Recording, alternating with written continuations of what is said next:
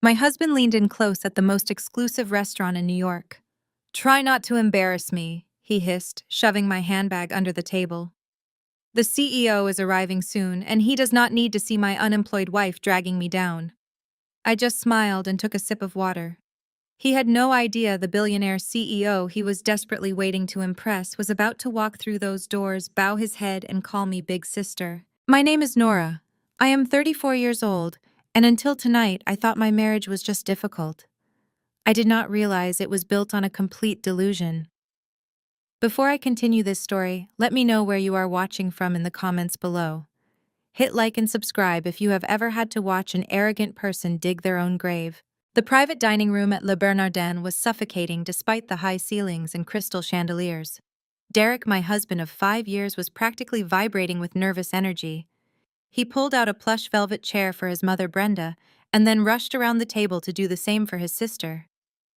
I stood there waiting for him to at least acknowledge me, but he just snapped his fingers and pointed to the chair closest to the kitchen door. "Sit down, Nora, and please tuck that cheap purse away," he ordered. I slid into the seat, pulling my simple black leather tote onto my lap. It was not cheap.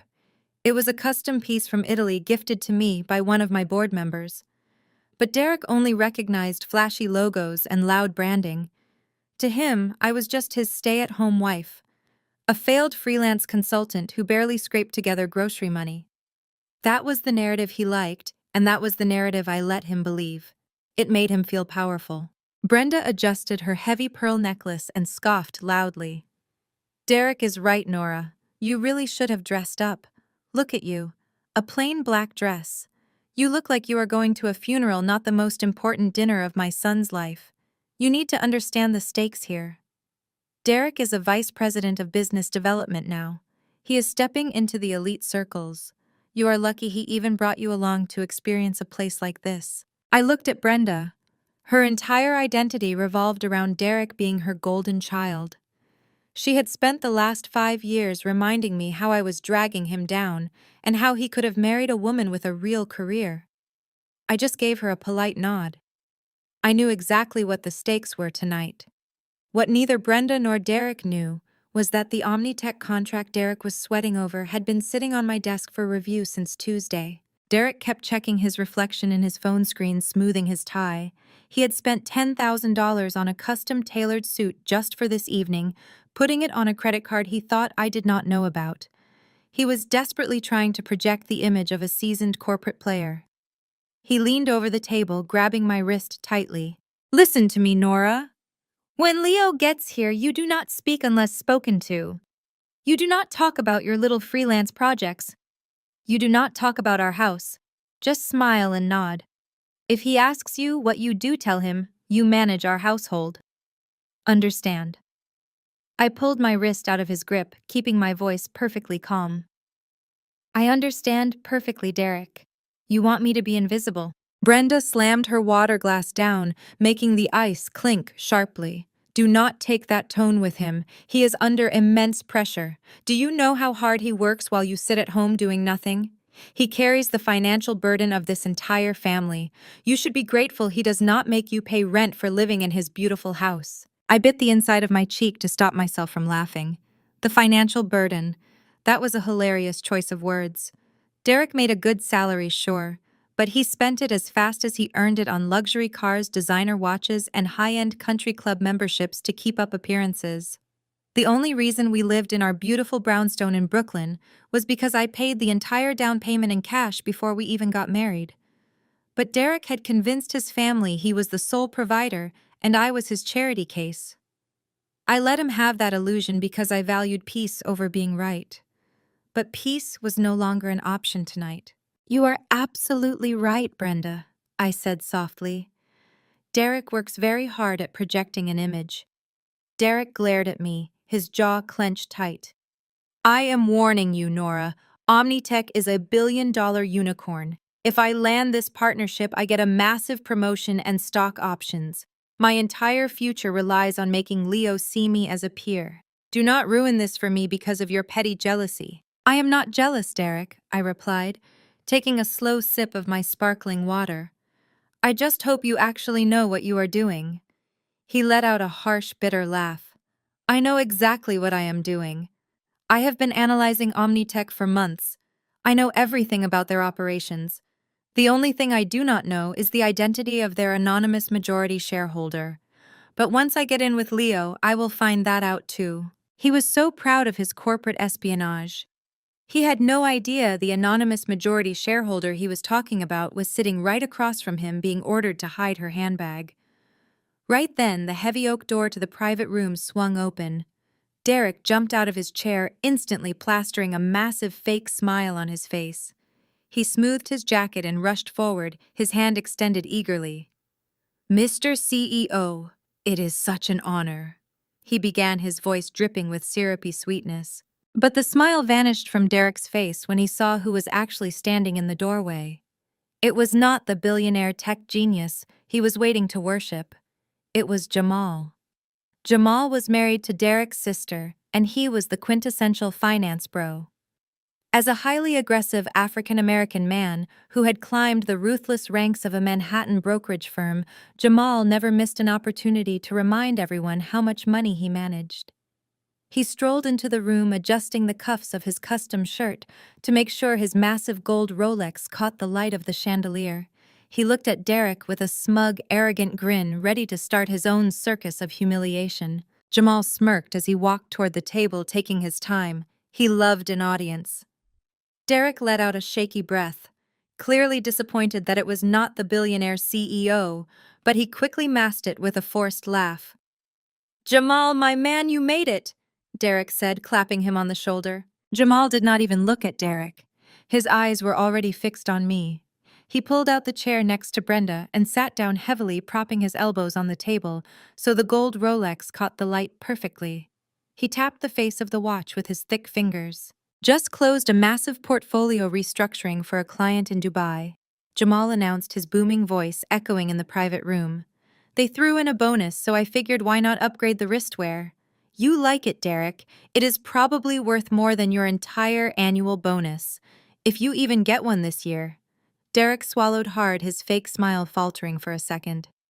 "That is incredible, Jamal. Really impressive." Brenda beamed at her son-in-law. "We are so proud of you, Jamal. You are such a fantastic provider for my daughter. A real man of finance." She shot a pointed glare at me. "Not everyone understands the kind of pressure men like you and Derek face." Jamal leaned back, crossing his arms behind his head. He looked me up and down with absolute disdain. "It is a tough world, Brenda. You have to be aggressive. You have to be a shark." He paused, letting his gaze lock onto mine. "Speaking of which, Nora, how is the little freelance consulting business going? Did you even manage to pull in $500 this month? Or are you still just playing pretend on your laptop all day?" I kept my expression completely neutral. "I am doing just fine, Jamal," I replied smoothly. "My projects keep me very busy." He let out a loud, obnoxious laugh that made a nearby waiter flinch. "Busy? Right. Listen to her, Derek. She is busy." Jamal shook his head in mock pity. "Man, I do not know how you do it. Carrying the weight of a mortgage, car payments, and a wife who thinks sending a few emails constitutes a career. You are a saint, Derek. If my wife tried to pull that, I would have cut off her credit cards years ago." Derek puffed out his chest, looking entirely too pleased with the validation. "It is not easy, Jamal. I carry a lot on my shoulders. I just want her to understand how the real corporate world works. That is why I brought her tonight, to see what real success looks like when Leo arrives." Brenda reached over and patted Derek's hand. "You are too good to her, sweetheart. You always have been. She is incredibly lucky you do not demand rent from her." I took another sip of my water, enjoying the absolute absurdity of the conversation.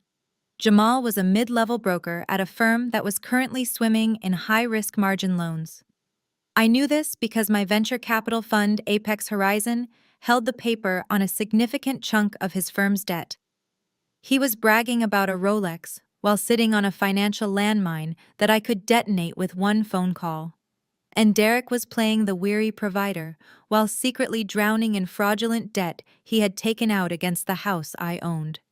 They were two clowns performing in a circus I funded. "I am very lucky," I said, my voice dripping with an icy sweetness they were too arrogant to notice. It is fascinating listening to you both talk about high finance. Truly educational. Jamal smirked, taking my sarcasm as genuine submission. Glad you are taking notes, Nora. Maybe you will learn something. You see, in my line of work, we do not wait for handouts. We take what we want. We dominate. Right at that moment, the private dining room door opened again, and the head sommelier stepped in, carrying a leather-bound wine list. He approached the table with a polite nod. Good evening. May I offer you some selections while we wait for your final guest? Jamal snatched the menu right out of the sommelier's hands before Derek could even reach for it. Oh, we are definitely drinking tonight, Jamal declared, flipping to the most expensive section at the back of the book. Since Derek here is about to land his little tech contract and become a big shot, I think we need to celebrate properly. Jamal ran his finger down the list of reserve wines. His eyes gleamed with malice as he looked up at me. He was not just ordering wine, he was setting a trap. I could see the exact moment the idea formed in his head to humiliate me further. We will take the Chateau Margaux, Jamal told the sommelier, pointing to a bottle. And bring 2 of them. We want to make sure everyone has plenty. The sommelier nodded professionally. Excellent choice, sir. I will bring those right out. As the sommelier left the room, Jamal leaned across the table toward me, his gold watch clinking against the glass. Those bottles run about $2,000 apiece, Nora. Since Derek works so hard to keep a roof over your head, it is only fair that you cover the drinks tonight. Consider it your contribution to the family. Or does your little freelance budget not stretch that far? My name is Diana. I am 34 years old, and until a few weeks ago, my husband treated me like the punchline to a terrible joke. We were sitting at the most exclusive Michelin star restaurant in Chicago when he leaned in, his breath hot against my ear, and whispered that I should try not to embarrass him with my pathetic little plant shop stories. He had no idea that the very CEO he was sweating to impress was about to walk through the doors, freeze in his tracks, bow his head, and call me big sister. Before I continue this story, let me know where you are watching from in the comments below. Hit like and subscribe if you have ever had to smile through the disrespect of someone who underestimated your true power. The crystal chandeliers of Le Cirque cast a warm golden glow over the crisp white tablecloths, but the atmosphere at our table was freezing cold. I sat quietly in my simple charcoal wrap dress, tracing the rim of my water glass. Across from me sat my husband Bradley, 36 years old, and practically vibrating with nervous ambition. He was the vice president of business development at a major tech firm, and tonight was supposed to be the crowning achievement of his career. He was hosting a critical dinner with his boss, Mr. Montgomery, desperately trying to lay the groundwork for a massive corporate merger with Apex AI. And then there was my mother-in-law, Patricia, who had invited herself along because she never missed an opportunity to drink expensive wine on someone else's dime and pretend she belonged to Chicago's elite. Bradley kept checking his luxury watch, his leg bouncing under the table. The elusive CEO of Apex AI was already 3 hours late. Bradley had ordered plate after plate of Wagyu beef caviar-topped appetizers and vintage Bordeaux, racking up an absurd tab just to keep Mr. Montgomery from leaving. To cover the awkward tension of the agonizing wait, Bradley and Patricia did what they always did. They used me as their personal punching bag to deflect attention from his own failures. Mr. Montgomery took a polite sip of his Cabernet and turned his attention to me, asking how my business was doing. Before I could even open my mouth to answer, Bradley let out a sharp, condescending laugh. "Oh, Diana just plays around with some dirt and pots," Bradley said, waving his hand dismissively as if swatting away a fly. "She runs a little plant shop downtown. It keeps her busy while I handle the real work. I just let her have her little hobby so she does not get bored at home while the adults make money." Patricia immediately chimed in, leaning across the table with a patronizing smile plastered on her face. "We are just so thankful Bradley is such a good provider," she told Mr. Montgomery, projecting her voice loud enough for the neighboring tables to hear. "He practically rescued her. He pays the mortgage, covers the car notes, handles all the big boy bills. Not many men would carry a wife who contributes so little, but my son has such a generous heart." I kept my expression perfectly neutral, taking a slow sip of my sparkling water. They loved this narrative. For the 5 years we had been married, Bradley had carefully constructed this illusion that he was my absolute savior. He constantly mocked my simple clothes, my dirt-stained fingernails, and the modest storefront I visited every day. I never bothered to correct him. I never mentioned that my little plant shop was just a quiet sanctuary where I went to escape his massive ego. I certainly never mentioned that I had bought our entire house in cash before the wedding, or that the mortgage he bragged about paying was actually a secret second loan he took out behind my back just 3 months ago to fund a lavish lifestyle he absolutely could not afford. The dinner dragged on in excruciating fashion. Mr. Montgomery was growing increasingly agitated by the minute, checking his own phone and muttering about the blatant lack of professionalism from the Apex AI team. Bradley was sweating profusely through his tailored suit, desperately trying to keep the conversation going. Every time I tried to speak or engage, Bradley would shoot me a vicious glare or step hard on my foot under the table. Finally, Mr. Montgomery wiped his mouth with his linen napkin and threw it down. "It is obvious they are not coming, Bradley. I have wasted my entire evening here." Right on cue, the waiter approached discreetly, holding a sleek black leather folder. He placed it directly in the center of the table. I could clearly see the total printed at the bottom of the receipt: $4,200. Bradley stared at the staggering numbers, the color draining from his face. He patted his jacket pockets with theatrical exaggeration, putting on a terrible performance of a man who had suddenly misplaced his wallet. Then a malicious smirk spread across his face, replacing his panic with pure cruelty. He looked directly at me, his eyes gleaming with a vicious challenge. "Actually, Mr. Montgomery, my beautiful wife insisted on treating us tonight," Bradley announced loudly, pushing the leather folder across the table until it hit my plate. "She wants to show her appreciation for everything I do for her." "Right, Diana. Go ahead, sweetheart. Show Mr. Montgomery how supportive you are." He was cornering me intentionally. He knew the joint credit card in my purse had a strict limit that barely covered weekly groceries. A limit he had deliberately set himself to control my spending. He wanted my card to decline in front of his boss. He wanted to humiliate me to prove his absolute dominance and to punish me for simply existing in his presence when his own career was falling apart. I looked down at the leather folder resting against my plate, then back up at my husband.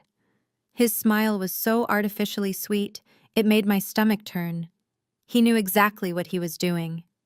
I opened my purse and pulled out the silver plastic card he had magnanimously given me shortly after our honeymoon.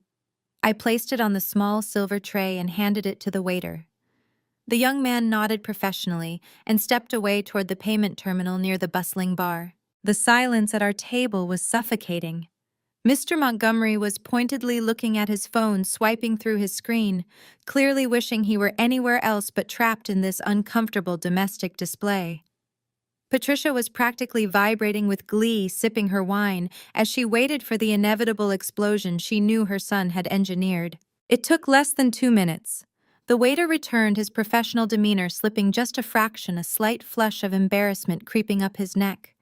He leaned down and placed the folder back on the table, keeping his voice carefully low to preserve my dignity. "I am so sorry, Mom," he murmured, avoiding my eyes. "The card has been declined." Bradley let out a loud, dramatic sigh, throwing his hands up in the air. The sudden noise made several heads turn at the adjacent tables. "Declined," he said, raising his voice so everyone nearby could hear his fabricated exasperation. "Are you serious, Diana? You told me you managed the accounts this week." Patricia gasped, clutching the pearl necklace at her throat in a display of theatrical shock. "Oh, Bradley," she said loudly, "how humiliating for you. In front of Mr. Montgomery, no less. I simply cannot believe she would put you in this position." I sat perfectly still, my hands resting calmly in my lap. I did not blush. I did not stammer. I did not apologize. I just watched my husband perform his little play. Bradley pulled out his own heavy metal corporate card and tossed it onto the tray, glaring at me with manufactured disgust. "I should have known better," he sneered, leaning across the table so his words would cut deeper. I really should not have expected someone with your background to handle a real dinner. You grew up clipping coupons and buying secondhand clothes, Diana. You do not understand how the real world operates. You simply do not have the class or the financial literacy to sit at a table like this. Mr. Montgomery shifted uncomfortably in his seat, clearing his throat loudly. Bradley, please let us just settle the bill and go. The evening is over. But Bradley was not finished. He was high on the rush of putting me in my place, desperate to assert his dominance, to compensate for the fact that his career-defining meeting was turning out to be a spectacular failure. He needed a scapegoat, and I was the easiest target in the room. The CEO of Apex AI is a billionaire. Bradley continued, his voice sharp and biting. If by some miracle he actually walks through those doors tonight, I cannot have you sitting here making us look like a charity case. You have already embarrassed me enough for one evening with your cheap dress and your declined cards. Go wait in the lobby, Diana. Go sit by the coat check and do not speak to anyone. I need to salvage this meeting and your presence is a liability. Patricia smiled triumphantly, taking another long sip of her vintage Bordeaux. Go on, dear, she said dismissively, waving her manicured hand toward the front of the restaurant. Let the men handle the important business. You have done quite enough damage for one night. I looked at Bradley, taking in his flushed, angry face, his expensive tailored suit, and his absolute certainty that he held all the power in our marriage. He truly believed he was the master of my universe. He believed that forcing me to wait by the coat check like a misbehaving child would break my spirit. I did not argue. I did not cry. I simply picked up my modest clutch purse and stood up from the table. My unnatural calmness seemed to unnerve him for a fraction of a second, a slight flicker of confusion crossing his eyes, but his arrogant smirk quickly returned. I smoothed the skirt of my dress and turned away from the table, taking my first step toward the front lobby. But before my second step landed, the atmosphere in the restaurant completely shifted. The low murmur of wealthy diners and the clinking of crystal glasses instantly died out. The energy in the room dropped, replaced by a sudden electric tension. The grand double doors of Le Cirque heavy brass and frosted glass were suddenly thrown open with such force that the head maitre d' jumped back in surprise. 6 men in immaculate dark suits filed into the elegant entryway, their earpieces visible, their sharp gazes instantly scanning the dining room. They moved with military precision, parting down the middle to create a clear, unobstructed pathway. The entire restaurant seemed to hold its breath. Bradley gasped, practically leaping out of his chair, nearly knocking over his water glass in his frantic haste to stand at attention. Mr. Montgomery stood up so fast his heavy dining chair scraped loudly against the polished hardwood floor. Patricia froze, her wineglass hovering inches from her lips. Through the parted sea of security guards, a young man stepped into the warm light of the restaurant. He wore a custom-tailored midnight blue suit, looking completely relaxed, yet commanding absolute authority, without saying a single word. He exuded the kind of raw, untouchable power that made seasoned executives sweat. It was the elusive CEO of Apex AI, the tech visionary Bradley had been waiting 3 agonizing hours to worship. Bradley did not even wait for the young billionaire to take a full step inside the dining room. Desperation completely overrode whatever minor amount of professional decorum he possessed. He physically shoved past me to get to the front, his elbow clipping my shoulder hard enough to make me stumble a half step. He did not look back to apologize. He was entirely focused on his target. He smoothed his suit lapels with sweaty palms, his face twisting into a mask of pure corporate sycophancy. Mr. C. E.O. Bradley practically shouted, his voice cracking slightly as he rushed across the polished floor. What an absolute honor. I am Bradley, Vice President of Business Development. We have been waiting all evening for this privilege. He thrust his hand forward, eager to shake the hand of the man who held his entire career trajectory, his bonus, and his desperately desired promotion in his palm. Mr. Montgomery was right behind him, equally anxious but trying to maintain a shred of dignity. They looked like 2 desperate men begging for a lifeline. Leo did not slow his pace. He did not extend his hand. He did not even blink. The security guards moved with fluid precision, forming a subtle but impenetrable wall that forced Bradley to stumble backward to avoid a collision. Leo walked right past Bradley, as if my husband were nothing more than a misplaced chair blocking his path. The utter dismissal in that single continuous motion was devastating. Bradley stood frozen in the middle of the restaurant, his hands still suspended in the empty air, his mouth hanging open in sheer shock. Leo's eyes were fixed on one person. Me. The entire restaurant held its collective breath. You could hear a pin drop in the dining room. Patricia was gripping the edge of her seat, her eyes darting nervously between her son and the billionaire. Mr. Montgomery stood frozen, holding a freshly poured glass of wine, realizing that the most powerful man in the room was entirely ignoring their eager greetings. Leo stopped less than 2 feet away from where I stood holding my simple clutch purse.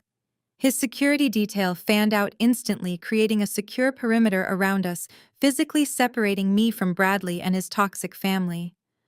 Leo reached up and slowly removed his dark sunglasses, folding them with precise, deliberate movements. He slipped them into the breast pocket of his jacket.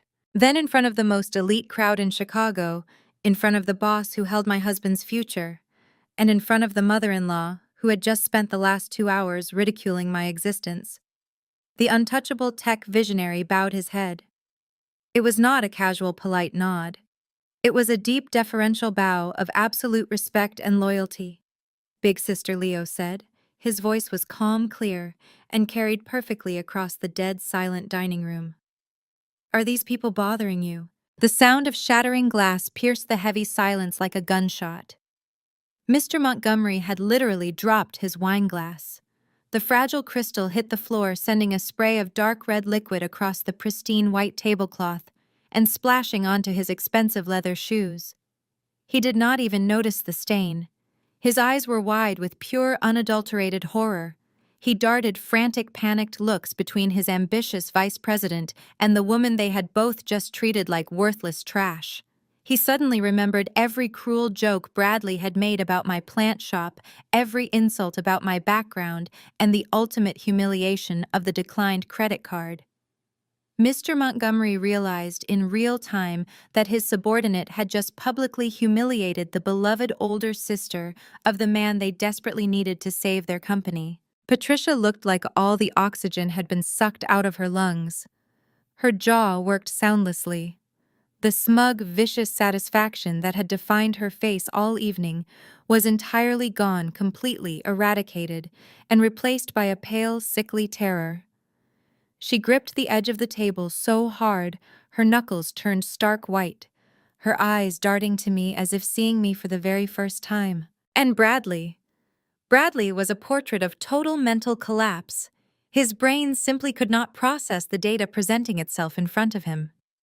The man he idolized, the billionaire he needed to impress, to secure his promotion, was treating his supposedly useless coupon-clipping wife with the kind of reverence usually reserved for royalty. Bradley slowly turned his head toward me, the blood draining from his face until he looked like a ghost. His eyes were wide, silently pleading for this to be a hallucination, a mistake, a terrible prank. I did not rush to comfort him. I did not shrink back or play the role of the submissive, embarrassed wife he had demanded I be just moments ago. I stood tall, feeling the undeniable electric surge of power coursing through my veins.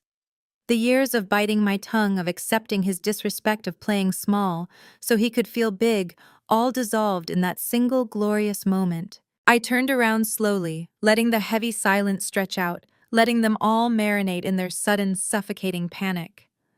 I looked Bradley up and down, taking my time, letting my gaze sweep over his sweating forehead, his trembling hands, and his entirely ruined pride. I offered him a smile. It was not a warm smile. It was sharp, cold, and utterly terrifying. I was just leaving, I said, my voice ringing out clearly in the quiet restaurant. But the CEO you have been waiting 3 hours for just asked me to stay. Leo looked from me to the leather folder sitting like a live grenade on the pristine white tablecloth. He did not ask what had happened. He did not need to. One look at Bradley's terrified, sweating face and the declined plastic card resting on the silver tray told him everything. Leo snapped his fingers once. The gesture was crisp and absolute. The restaurant manager, who had been hovering nervously near the bar, practically sprinted over, his hands clasped together in eager subservience. "Yes, sir. How may I assist you?" the manager asked, bowing slightly. "Take that bill," Leo commanded, pointing at the folder Bradley had weaponized against me just moments ago. "Charge it along with the entire dining room service for the rest of the evening to the Vanguard Holdings corporate account. Authorization code Delta Niner." The manager's eyes widened to the size of saucers. "Right away, sir." "Thank you, sir." Bradley finally found his voice. It cracked high and pathetic, stripping away every ounce of the masculine dominance he had paraded around all evening. He took a stumbling step forward, his hands raised in a frantic, placating gesture. "Wait, hold on!" Bradley stammered, his eyes darting wildly between Leo and the manager. "Sir, there must be some kind of massive misunderstanding here. Vanguard Holdings. That is a multi-billion-dollar venture capital firm. Diana does not work for them. She is just a florist. She plays with dirt. She runs a tiny little plant shop down on 4th Street. You are confusing her with someone else. She is my wife. I pay her bills. I support her." Patricia nodded frantically beside him, her pearl necklace clicking against her collarbone as she trembled.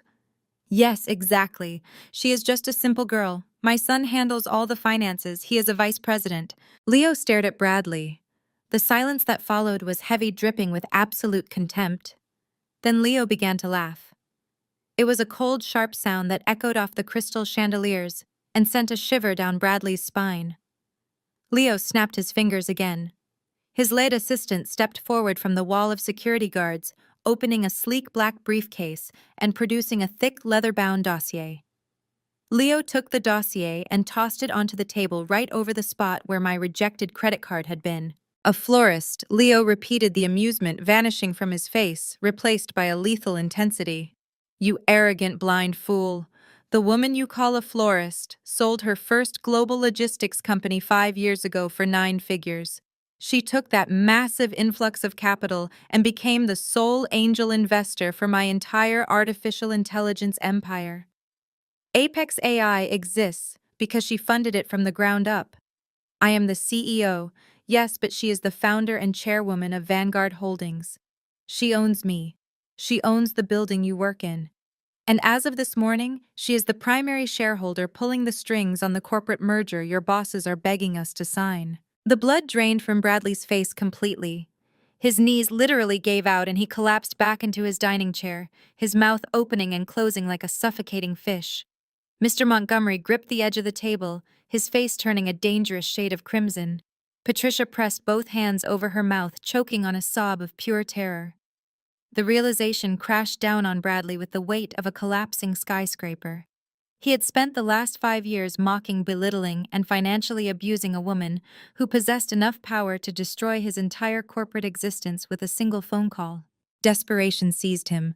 Bradley scrambled out of his chair and lunged toward me, completely ignoring the security guards who tensed, ready to strike him down. He fell to his knees right there on the polished hardwood floor, reaching out with trembling, sweaty hands to grab the hem of my simple charcoal wrap dress. "Diana, please." Bradley begged, tears of pure panic streaming down his face, completely abandoning any shred of his former pride. "Please, honey. You have to help me. You have to talk to him. Mr. Montgomery needs this merger to go through. My promotion depends on it. My entire bonus depends on it. We are a team. We are husband and wife. Just tell Leo to sign the papers. Please, Diana, save my career. I will do anything." I looked down at the man who had tormented me for years. I looked at the man who had tried to break my spirit to inflate his own pathetic ego, the man who had just tried to humiliate me in front of Chicago's elite. I did not feel an ounce of pity. I slowly reached down and peeled his sweating, desperate fingers off my dress one by one. I leaned in close, letting the scent of my expensive, understated perfume wash over him, and whispered directly into his ear. "You said this table is for important people. You are dismissed." I straightened my posture and turned my back on him, linking my arm through Leo's. As we turned to walk toward the private VIP dining room in the back of the restaurant, Mr. Montgomery finally erupted. The senior executive slammed his fist down on the table, ignoring the shattering plates and splashing wine. He pointed a trembling finger directly at Bradley, who was still kneeling on the floor in absolute disgrace. "You absolute idiot," Mr. Montgomery roared, his voice echoing through the entire luxury restaurant, drawing the stares of every wealthy patron in the building. "You fix this mess by tomorrow morning, Bradley. You get on your knees and you beg her for forgiveness or you are fired. Do you hear me? Fired." I stood in the kitchen the next morning watching the espresso machine drip rich dark coffee into my favorite ceramic mug. Sunlight streamed through the floor-to-ceiling windows, illuminating the pristine marble countertops. It was a beautiful, crisp Chicago morning. The sheer tranquility of the house was a stark contrast to the absolute meltdown that had occurred just 12 hours prior. Bradley had slunk through the front door around 3 in the morning, smelling of stale liquor and panic. He had locked himself in the guest bedroom without saying a single word. I had slept perfectly. I took a slow sip of my coffee, savoring the bitter roast when the heavy oak front door was suddenly thrown wide open. The loud crash echoed through the foyer. I did not flinch. I knew exactly who had the door code and the sheer audacity to barge in unannounced. High heels clicked aggressively against the hardwood floor, followed by the heavy, dragging footsteps of someone who had never worked a hard day in his life. Patricia marched into the kitchen, her face tight with a mixture of leftover humiliation and aggressive entitlement. Right behind her was Spencer Bradley's younger brother. Spencer was 28, chronically unemployed, and currently wearing a designer tracksuit that I knew Bradley had paid for. He reeked of expensive cologne and unearned arrogance. Bradley trailed behind them looking like a whipped dog. His eyes were bloodshot and his shoulders slumped. He was hiding behind his mother, hoping she could fix the catastrophic mess he had made of his career. I expected groveling. I expected Bradley to fall to his knees just as Mr. Montgomery had ordered. But Patricia was a master of delusion. She slammed her expensive leather handbag onto my clean kitchen island. "Diana, we need to have a serious talk," Patricia demanded, her voice shrill and commanding, as if last night had never happened. "You kept a massive secret from this family. Letting my son believe you were struggling while you hoarded billions of dollars is practically financial abuse. We were completely blindsided. But we are a forgiving family. We are willing to look past your deceit if you make things right today." I took another sip of my coffee, raising one eyebrow. "Make things right," I repeated, my voice devoid of any emotion. Spencer scoffed, leaning against the refrigerator and crossing his arms. "Yeah, Diana, you owe us. Since your secret billionaire brother is the big boss at Apex AI, you are going to call him right now. Tell him I want the director of operations position at his headquarters. I need a corner office, full corporate benefits, and a starting salary of at least $400,000 a year. And I want a massive signing bonus. My gaming streams are not paying the bills, and it is time you actually helped your family out." Patricia nodded vigorously, validating her youngest son's absurd delusion. "Exactly. Spencer deserves an executive role. He is incredibly gifted. And as for Bradley, you are going to call Mr. Montgomery immediately. You will tell him that Vanguard Holdings guarantees the merger, but only on the condition that Bradley is promoted to senior vice president. Furthermore, you will arrange for Bradley to receive a generous block of free equity in the new venture. It is the absolute least you can do after publicly humiliating him in front of his superior. You owe your husband that financial security." I set my coffee mug down. The sheer breathtaking audacity of these people was almost clinical. They had spent years stepping on my neck, mocking my background, and treating me like an unpaid servant. The very moment they realized I owned the ground they walked on, they demanded I carry them. "Are you completely out of your minds?" I asked smoothly. "Your son mocked me, tried to publicly humiliate me, and nearly tanked his own company because of his massive, fragile ego. You sat there at the restaurant and laughed while he tried to make me pay a bill he knew I could not cover. And now you barge into my home demanding executive titles and free equity." Patricia's face turned a dangerous shade of purple with rage. She slammed her hand flat against the marble countertop. "How dare you speak to me that way in the house I provided for you?" Patricia screamed, pointing a trembling finger right in my face. "You ungrateful little brat! I bought this house for you two." I secured the down payment. I elevated your status from a dirt-poor florist to a respectable suburban wife. You would have absolutely nothing without the foundation this family gave you. I took you out of the gutter. You owe this family everything. I stared at her, letting her desperate screeching lies hang in the quiet air of the kitchen. Bradley was staring at the floor, absolutely refusing to make eye contact with me. He knew the truth, but his mother's gaslighting had always been his favorite shield. I turned my back on them. I walked straight past the pantry to a large framed botanical print hanging on the wall. I pulled the heavy wooden frame aside, revealing a digital keypad flush against the drywall.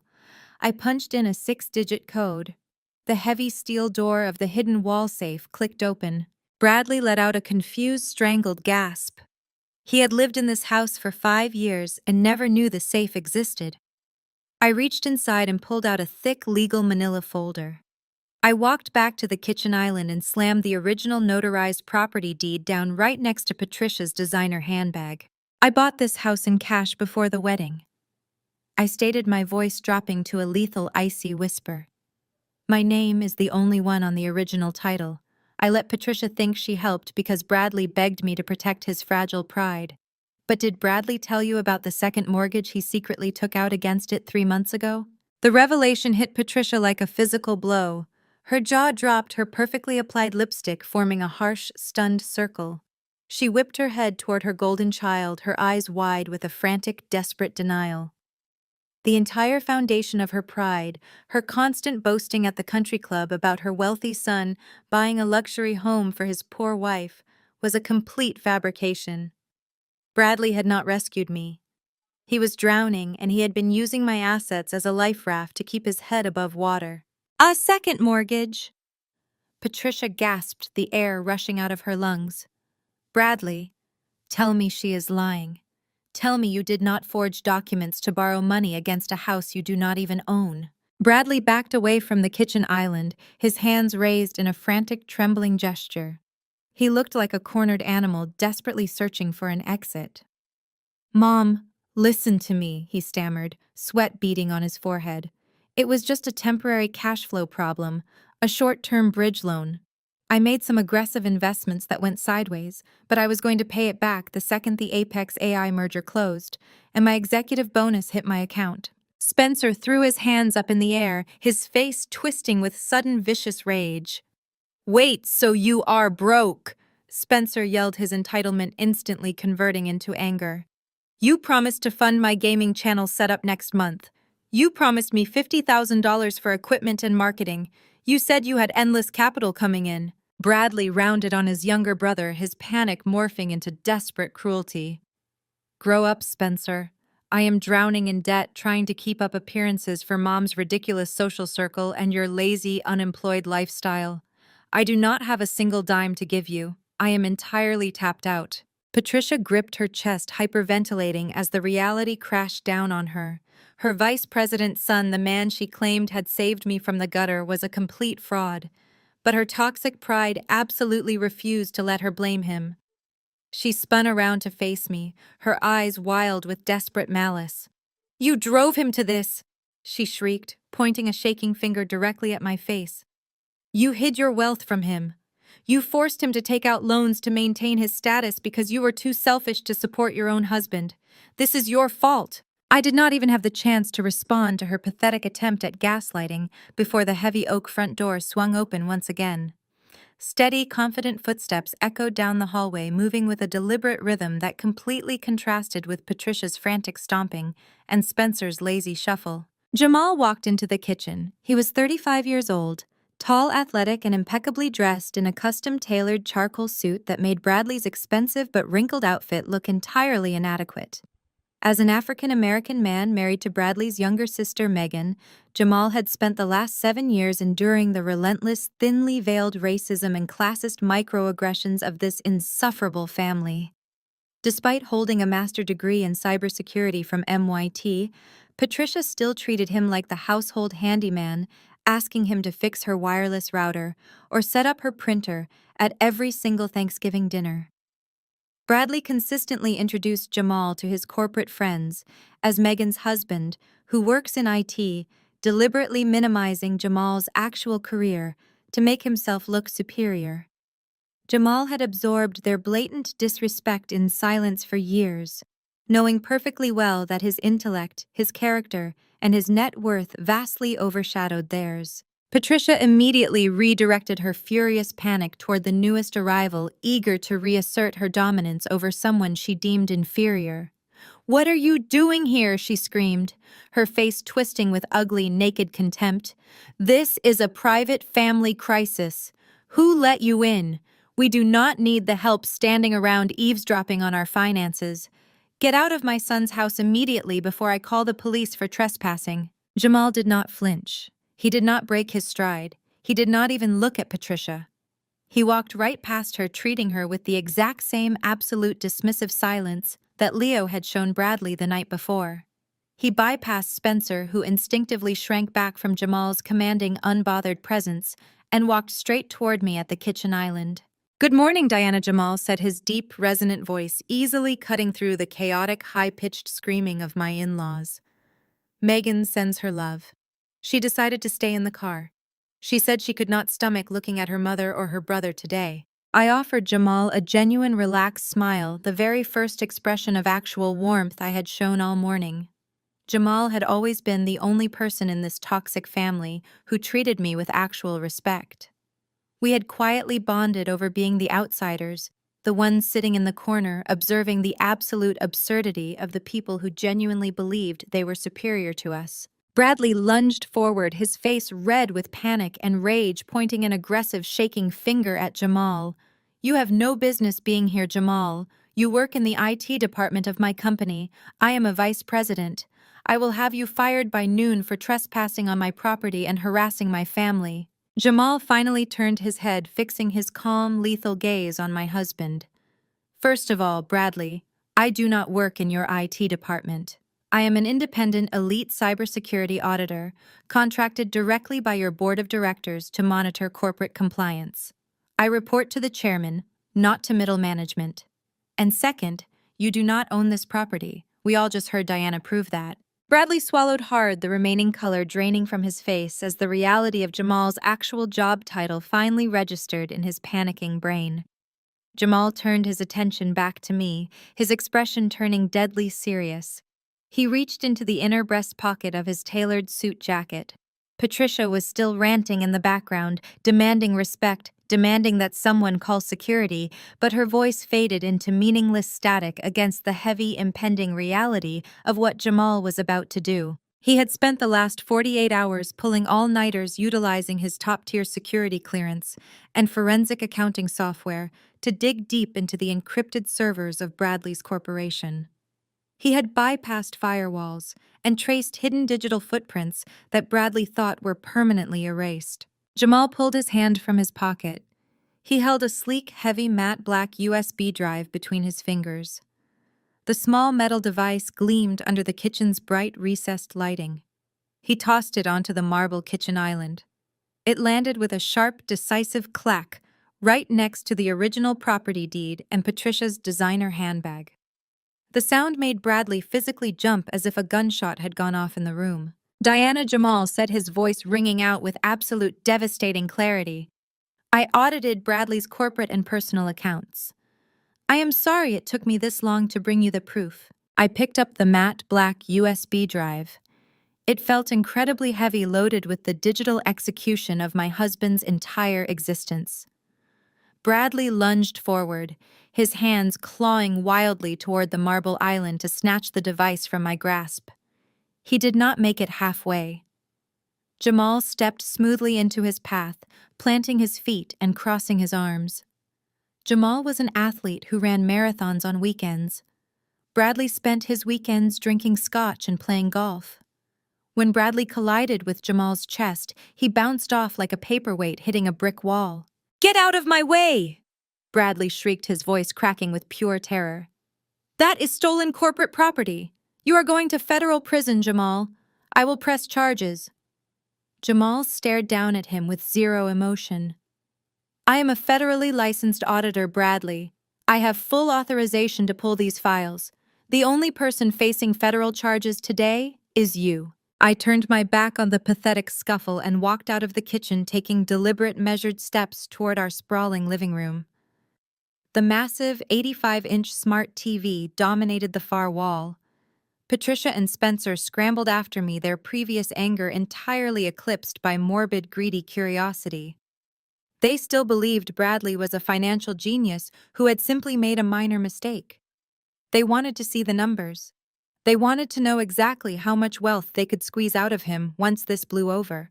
I plugged the USB drive directly into the port on the side of the television screen. I grabbed the remote and navigated to the external input. The screen flashed black for a fraction of a second before mirroring the contents of the drive. The resolution was crystal clear. Dozens of meticulously organized folders populated the screen. Jamal had categorized everything with ruthless efficiency. I clicked on the folder labeled Hidden Liabilities and Offshore Transfers. A sprawling spreadsheet opened filled with highlighted rows of wire transfers routed through shell companies in the Cayman Islands and Delaware LLCs. Patricia leaned forward, squinting at the screen. "What is all this?" she demanded. "These are just business expenses. My son manages high-level corporate assets." "These are not corporate assets," I said, my voice echoing coldly through the quiet living room. "Look at the source accounts, Patricia." I highlighted a specific column. The routing numbers matched our joint savings accounts, the accounts where I had deposited my own modest income to maintain my cover alongside the money Bradley claimed he was saving for our future. "He has been systematically siphoning money from our joint assets for over 2 years," I explained, keeping my tone entirely clinical. "He routed the funds through dummy corporations to hide them from me and from the Internal Revenue Service.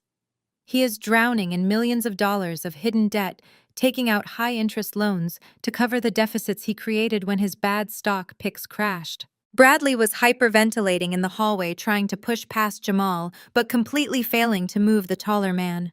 "Shut it off," Bradley begged, his voice dissolving into a pathetic whine. "Diana, please shut it off. We can handle this privately. Do not do this in front of them." I ignored him completely. I exited the spreadsheet and opened the next folder, simply titled Real Estate Holdings. A high-resolution scan of a property deed appeared on the massive screen. It detailed a penthouse apartment located in one of the most exclusive, expensive high-rise buildings in downtown Chicago. Patricia gasped, clapping her hands together. Her face instantly transformed from panic to pure, unfiltered greed. "Oh, Bradley, you brilliant boy!" she exclaimed, pointing triumphantly at the screen. "I knew it. You were making secret real estate investments. You bought a luxury condo downtown to flip for a profit. You see, Diana, he is a financial genius. He was trying to build a real portfolio while you were planting daisies." I let out a harsh, bitter laugh. It was the first time I had laughed all morning, and the sound made Patricia flinch. "You really are incredibly blind, Patricia," I said, turning to look her directly in the eyes. "Read the secondary name on the deed. It is right there under your brilliant son's name." Spencer stepped closer to the screen, his eyes scanning the legal document. He squinted at the fine print. "Who is Vanessa Spencer?" asked, completely oblivious to the bomb he was about to detonate. Bradley let out a wounded, suffocating noise from the hallway. "Vanessa is not a real estate partner," I stated, staring dead at Bradley. "Vanessa is a 24-year-old fitness instructor. She is his mistress." Patricia froze. Her hand hovered in the air, pointing at the screen, her mouth hanging wide open in utter shock. I clicked on a subfolder containing bank statements and credit card receipts. The screen filled with undeniable evidence. Bradley has been funding a fully paid luxury lifestyle for his mistress for exactly 2 years.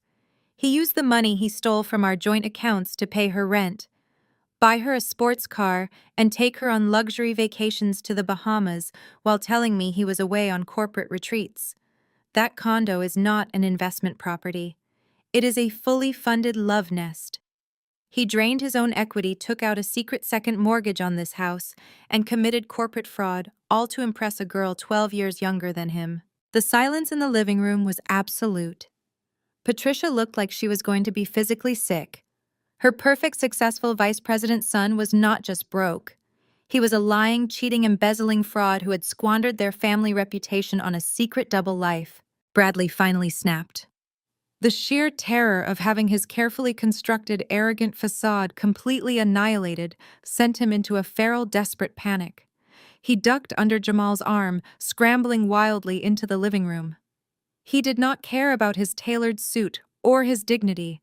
He sprinted toward the television, his hands outstretched, desperate to rip the USB drive out of the socket and destroy the evidence. "You cannot do this to me!" Bradley shrieked, his shoes slipping wildly on the polished hardwood floor. "I will not let you ruin my life." He lunged at the screen, his fingers clawing frantically at the side panel to find the small metal drive. But in his blind panic, his hand slammed against the television frame, knocking the remote control off the media console.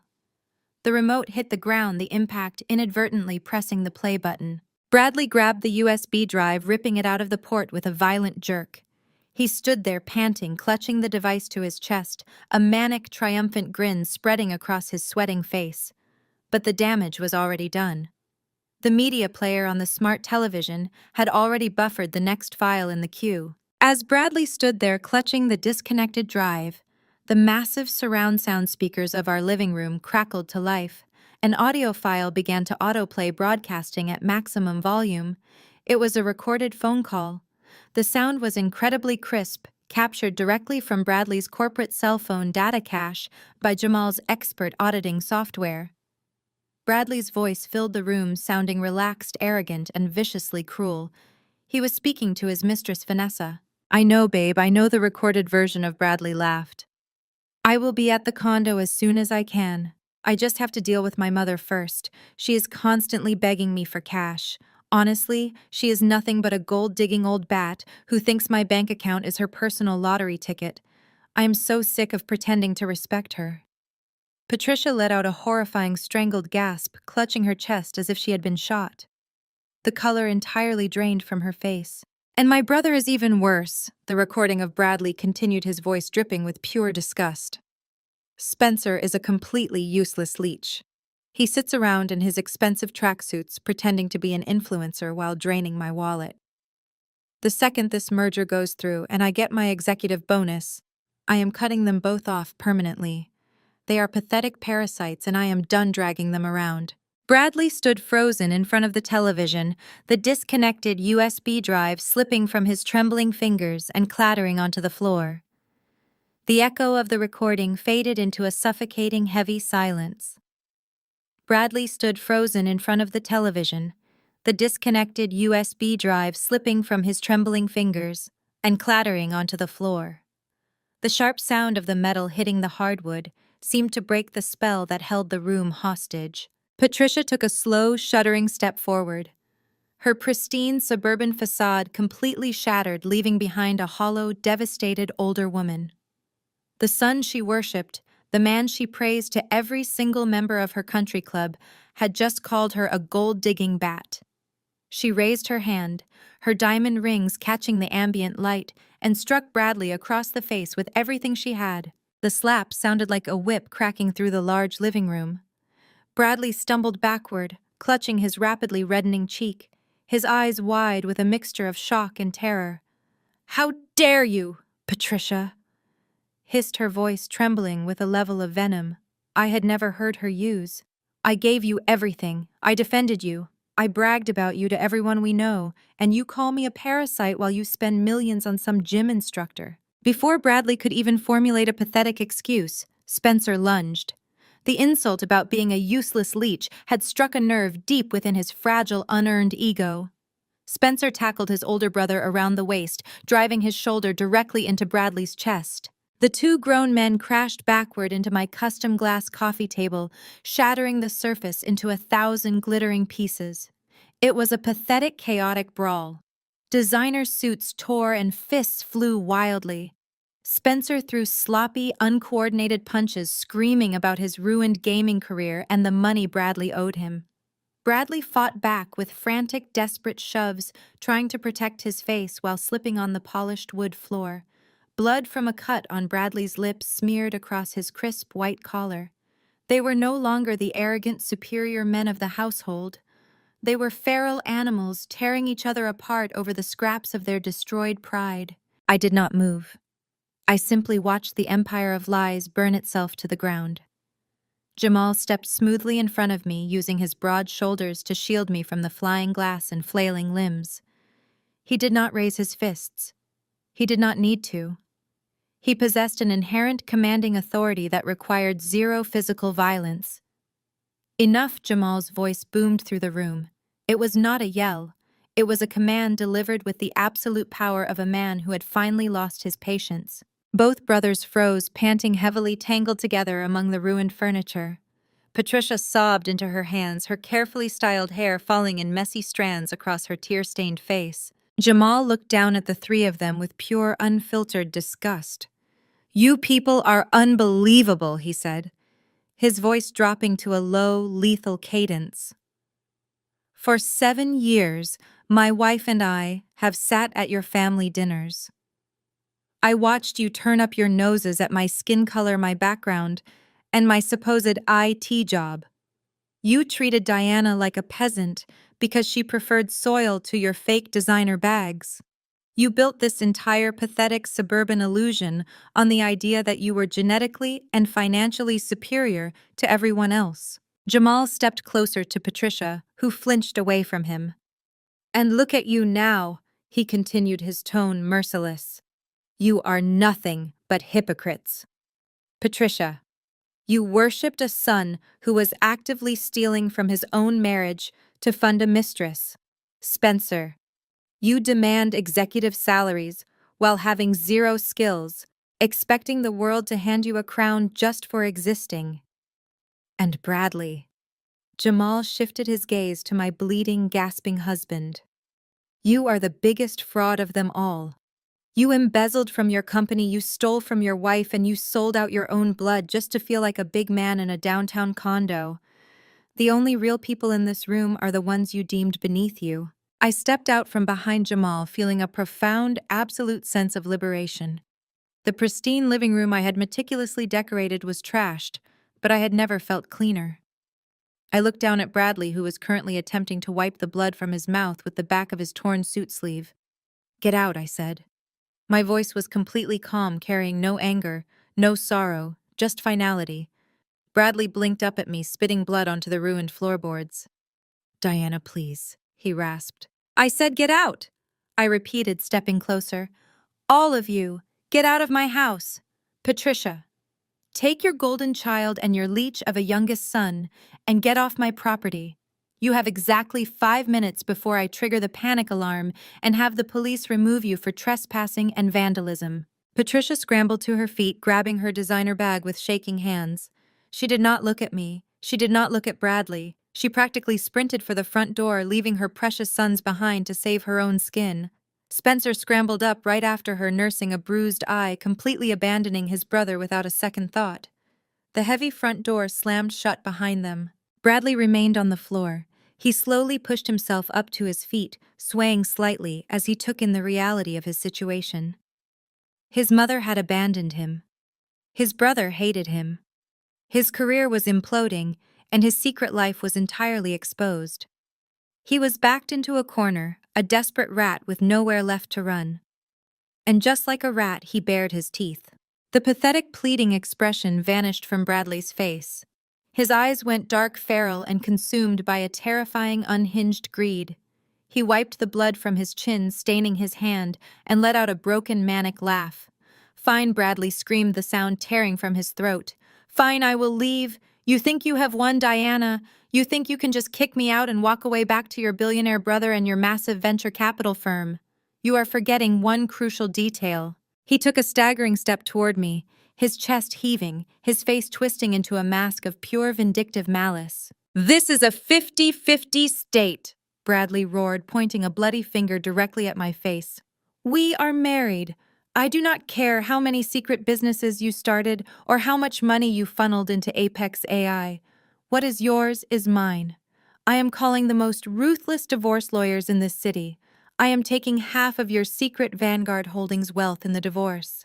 I will take half your billions, Diana. You will pay me for the rest of your life." Bradley stood amidst the shattered glass of our living room, his chest heaving as his threat echoed off the walls. He did not retreat. He did not run to pack his bags.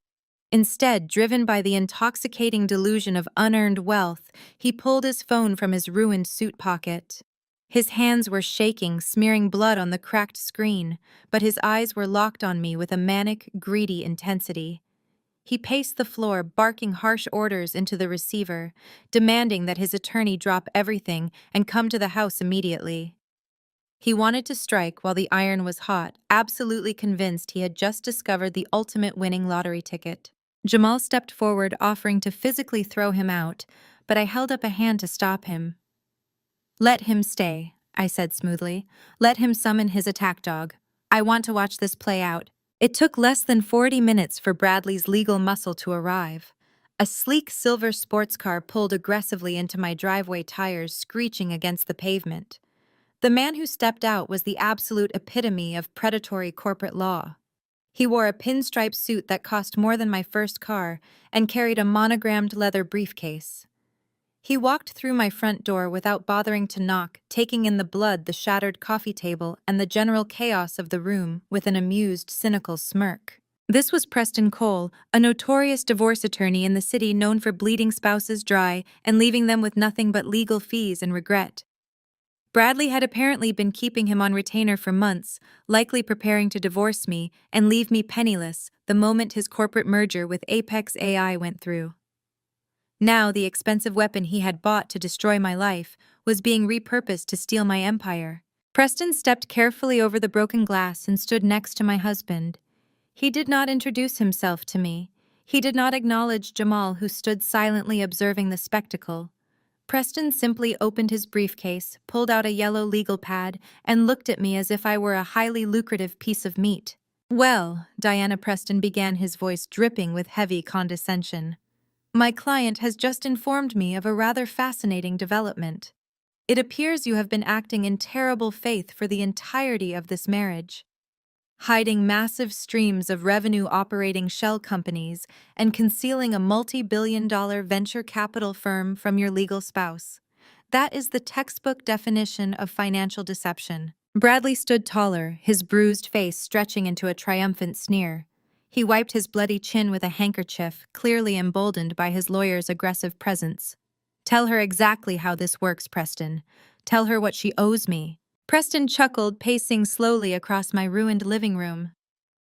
"The law in this state is beautifully straightforward, Diana. Marital assets are marital assets regardless of whose name is on the holding company. You thought you were so incredibly clever playing the submissive, quiet little plant shop owner while building a shadow empire behind my client's back. But the reality is every single dollar you earned, every share you acquired, and every investment you made during the tenure of this marriage belongs equally to Bradley." He paused, letting his threat sink in, clearly expecting me to break down in tears. When I did not react, he pushed harder, his tone turning vicious. "We are going to subpoena every record Vanguard Holdings possesses. We will audit your brother's company Apex AI to determine the exact valuation of your initial seed funding. We are going to drag your entire secretive financial network into the glaring light of open court. By the time I am finished dismantling your corporate structure, Bradley will own half of your shares, half of your voting rights, and half of your liquid capital. You will be paying him millions of dollars a year in alimony just to maintain his standard of living." Bradley laughed out loud, pointing a shaking finger at me. "You hear that? I am going to take your brother's company right out from under you. You ruined my career tonight, so I am taking yours. I will be sitting on your board of directors by next month." I did not shout. I did not argue the law. I simply turned my back on the two gloating men and walked straight into the kitchen. I approached the espresso machine. The beans ground loudly, completely drowning out Preston's ongoing monologue about asset division and forensic accounting. I steamed the milk, pouring it carefully into my mug. Jamal leaned against the kitchen counter, watching me with a quiet, knowing smile. He knew I never engaged in a battle unless I had already secured the victory. I took a slow, deliberate sip of my coffee. The rich, warm flavor was an absolute delight. I walked back toward the living room, holding the mug in one hand, projecting an aura of total, unbothered calm. Preston frowned, clearly irritated that his aggressive intimidation tactics were bouncing off me like rain on titanium. "Are you even listening to me?" He snapped, his professional veneer cracking. "You are facing absolute financial ruin. You are about to lose half of $1 billion empire. You should be calling your own legal counsel to negotiate a settlement before I freeze every single account attached to your name." I took another sip of my coffee, savoring the silence that followed his outburst. I walked past Preston. I walked past Bradley. I headed straight for the hallway, stepping directly toward the framed botanical print that concealed my wall safe. I punched in the 6-digit code. The heavy steel door clicked open. Preston watched me, crossing his arms. "Running to your safe will not help you hide anything, Diana. My forensic team will find every document, every gold bar, and every offshore routing number you possess." I ignored him. I reached past the stacks of property deeds and corporate seals. From the very bottom of the safe, I pulled out a single faded manila folder. It was not a thick document. It was just a few pages of heavy bond paper signed and notarized half a decade ago. I walked back to the living room and tossed the manila folder onto the one unbroken side table left in the space. "Before we talk about my assets," I said, my voice cutting through the room with surgical precision, "let's talk about the contract Bradley forced me to sign 5 years ago." "Before we talk about my assets," I said, my voice cutting through the room with surgical precision, "let's talk about the contract Bradley forced me to sign 5 years ago." Bradley scoffed, his bruised face contorting into a mask of pure, frantic confusion. "A contract? What contract?" He looked wildly at Preston, silently demanding his expensive attack dog do his job and vaporize this new obstacle. Preston did not immediately respond. He approached the unbroken side table with the extreme caution of a bomb disposal expert. He flipped open the faded manila cover. The crisp, dense legal text inside was unmistakable. It was a prenuptial agreement, bound with heavy blue backing paper and bearing the embossed seal of a prominent local notary. I walked slowly around the shattered glass of the coffee table, my heels clicking softly against the hardwood floor. 5 years ago, I explained, keeping my gaze locked on my husband. Bradley was a newly promoted regional manager. He had just received a minor bump in his salary and a modest stock option package. He was absolutely terrified that his new wealth would be drained by a woman who played with dirt all day. He told his mother I was a financial liability. He thought I was going to anchor him down and steal his hard-earned corporate bonuses. Bradley's eyes darted back and forth. "I did not make you sign that. My mother suggested it. It was just a standard precaution to protect my retirement accounts." "It was a brilliantly drafted execution warrant," I corrected him. "You hired an incredibly aggressive legal team to construct it. You wanted to make absolutely certain that if our marriage failed, I could never touch a single dime of your money." Preston was reading the document silently, his eyes scanning the dense paragraphs with increasing speed. His cynical smirk was completely gone. His jaw tightened, and a slight frown creased his forehead. "Read it aloud, Preston," I commanded. "Read the asset division parameters so your client understands exactly where he stands." The ruthless divorce attorney cleared his throat, his professional detachment faltering for the first time since he swaggered through my front door. Section 4. Paragraph 2. Preston read, his voice flat and mechanical.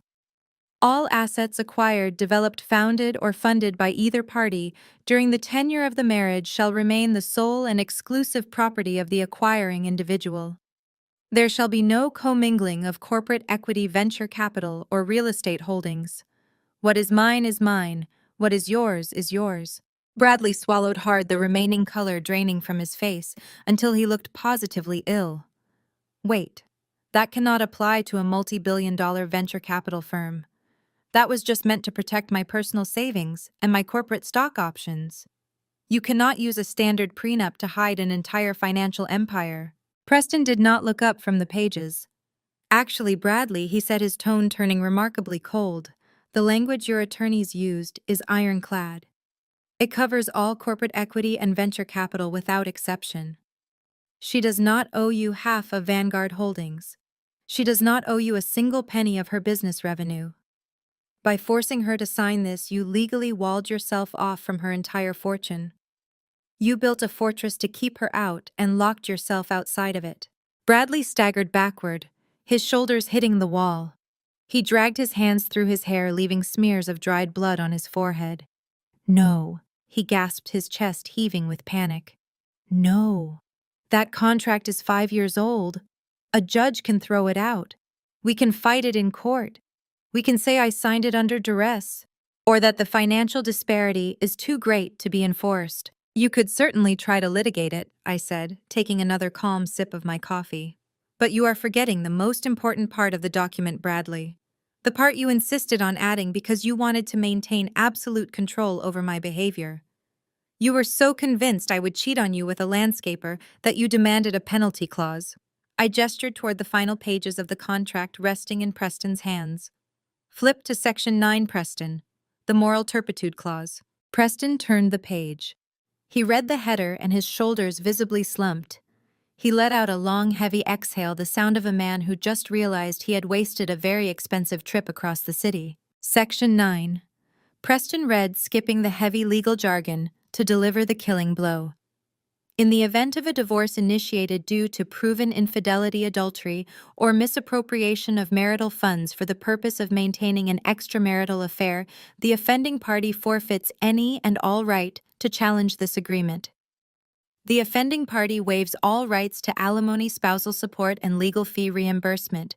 They leave the marriage with absolutely zero claims to any assets whatsoever. The silence that engulfed the living room was absolute. Jamal, who had been quietly leaning against the kitchen counter the entire time, let out a low, appreciative whistle. "You dug your own grave, man," Jamal said, shaking his head in sheer disbelief. "You bought the shovel, paid for the dirt, and jumped right in." Bradley looked completely destroyed. He turned his desperate wide eyes toward the massive smart television screen. The spreadsheet detailing his offshore transfers to his mistress was still glowing brightly. The high-resolution scan of the luxury downtown condo deed, bearing the name of the 24-year-old fitness instructor, was still open in the next window. The audio recording of his voice viciously mocking his mother and brother while planning his next rendezvous was fresh in everyone's memory. The evidence was not circumstantial. It was forensic, undeniable, and currently sitting on the sleek black USB drive resting on the floor. Preston slowly closed the manila folder. He did not toss it back onto the table. He set it down with extreme care as if the document were radioactive. He looked at the prenuptial agreement, then looked up at the television screen displaying the undeniable proof of Bradley's 2-year affair. Finally, he looked at his client. Bradley Preston said, his voice completely devoid of the aggressive, predatory swagger he had walked in with. "You told me over the phone that your wife was hiding assets and that you were the primary breadwinner. You failed to mention that you forced her to sign an ironclad prenup that entirely isolates her wealth. You also failed to mention that you have been embezzling money to fund a mistress, which triggers a zero-tolerance infidelity clause that strips you of every single legal right you might have had to fight this in court." "Preston, please," Bradley begged, holding his hands out in a pathetic gesture of submission. "We can find a loophole. You are the best divorce lawyer in Chicago. You can destroy her in litigation. I will give you 20% of whatever we take. I will give you 30%. Just tear that contract apart." Preston picked up his monogrammed leather briefcase from the floor.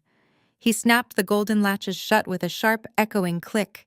He adjusted his expensive pinstripe suit, smoothing out the wrinkles with clinical precision. "To pay me 30%, you would need to actually win a settlement," Preston said, his tone turning to pure ice. "And to win a settlement, you would need a case. You do not have a case. You have a legally binding contract that you drafted yourself, which explicitly guarantees you walk away with nothing. Furthermore, you have confessed to corporate embezzlement on a recorded audio file." Preston walked past Bradley, heading straight for the front door. He did not look back. He did not offer a polite farewell. "You are a dead man walking," Preston stated, placing his hand on the brass doorknob. "I am not working for free." The heavy oak door slammed shut behind Preston Cole. The sharp sound echoed through the ruined living room like the final gavel strike of a ruthless judge. Bradley stood frozen in the center of the shattered glass, completely abandoned by the one man he thought could save his stolen wealth. The aggressive, predatory lawyer who was supposed to strip me of my empire had taken one look at the unassailable facts and run for the hills. Jamal let out a sharp bark of laughter, shaking his head in pure disbelief as he pushed himself off the kitchen counter. Bradley stared at the empty doorway. His chest heaved wildly under his torn, expensive dress shirt. He looked down at his trembling hands, then up at the massive smart television screen that still displayed the undeniable forensic proof of his infidelity and his corporate embezzlement. The crushing reality of his absolute legal defeat finally crashed down on him. The prenuptial agreement he had forced me to sign to protect his meager savings had just locked him out of a multi-billion-dollar venture capital fortune. But instead of dropping to his knees and surrendering to the consequences of his own actions, his panic mutated into a dark, toxic, and entirely delusional rage. If the law could not help him steal my wealth, he would resort to the only arena where he still believed he held absolute, unquestionable power: the corporate boardroom. Bradley wiped the sweat and smeared blood from his forehead. His posture shifted from a defeated slump to a rigid, aggressive stance. He pointed a shaking finger at me, his eyes burning with frantic malice. "You think this is over, Diana?" He snarled, his voice vibrating with a desperate, unhinged arrogance. "You think a piece of paper and a cowardly lawyer means you have won this war? You are forgetting exactly who I am. I am still the Vice President of Business Development. I hold the keys to the Apex AI merger.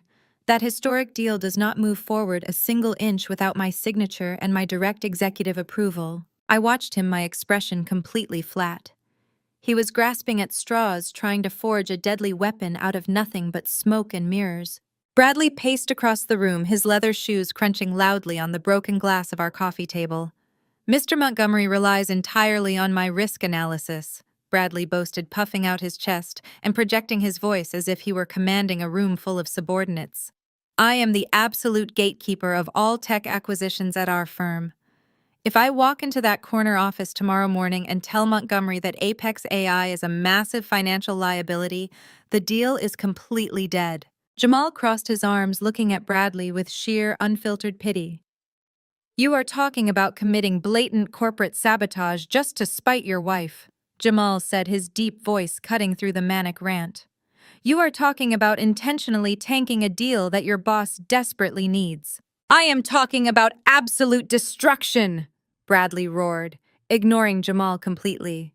He took an aggressive step closer to me, his face twisted in a vicious sneer. "I know how the game is played, Diana. I will tell the executive board that your brother's artificial intelligence algorithms are fundamentally flawed. I will fabricate severe compliance violations and plant them in the audit files. I will leak fake internal memos to the tech press claiming Apex AI is built on stolen intellectual property. By the time I am done planting evidence, the Securities and Exchange Commission will be knocking on Leo's front door." I took a slow, measured sip of my espresso. Bradley was hyperventilating now, completely intoxicated by his own delusions of grandeur. He truly thought he was a corporate titan, capable of moving mountains. He thought I was just a silent investor who did not understand the ruthless politics of a corporate buyout. "Mr. Montgomery has deep connections with every major venture capital firm in the country." Bradley continued, a manic glint shining in his bloodshot eyes. "He plays golf with the board members of Silicon Valley's biggest tech conglomerates. And let me remind you, Diana, he was absolutely furious at your arrogant brother last night at the restaurant. Montgomery felt disrespected. He felt publicly humiliated. He is already looking for a reason to crush Leo.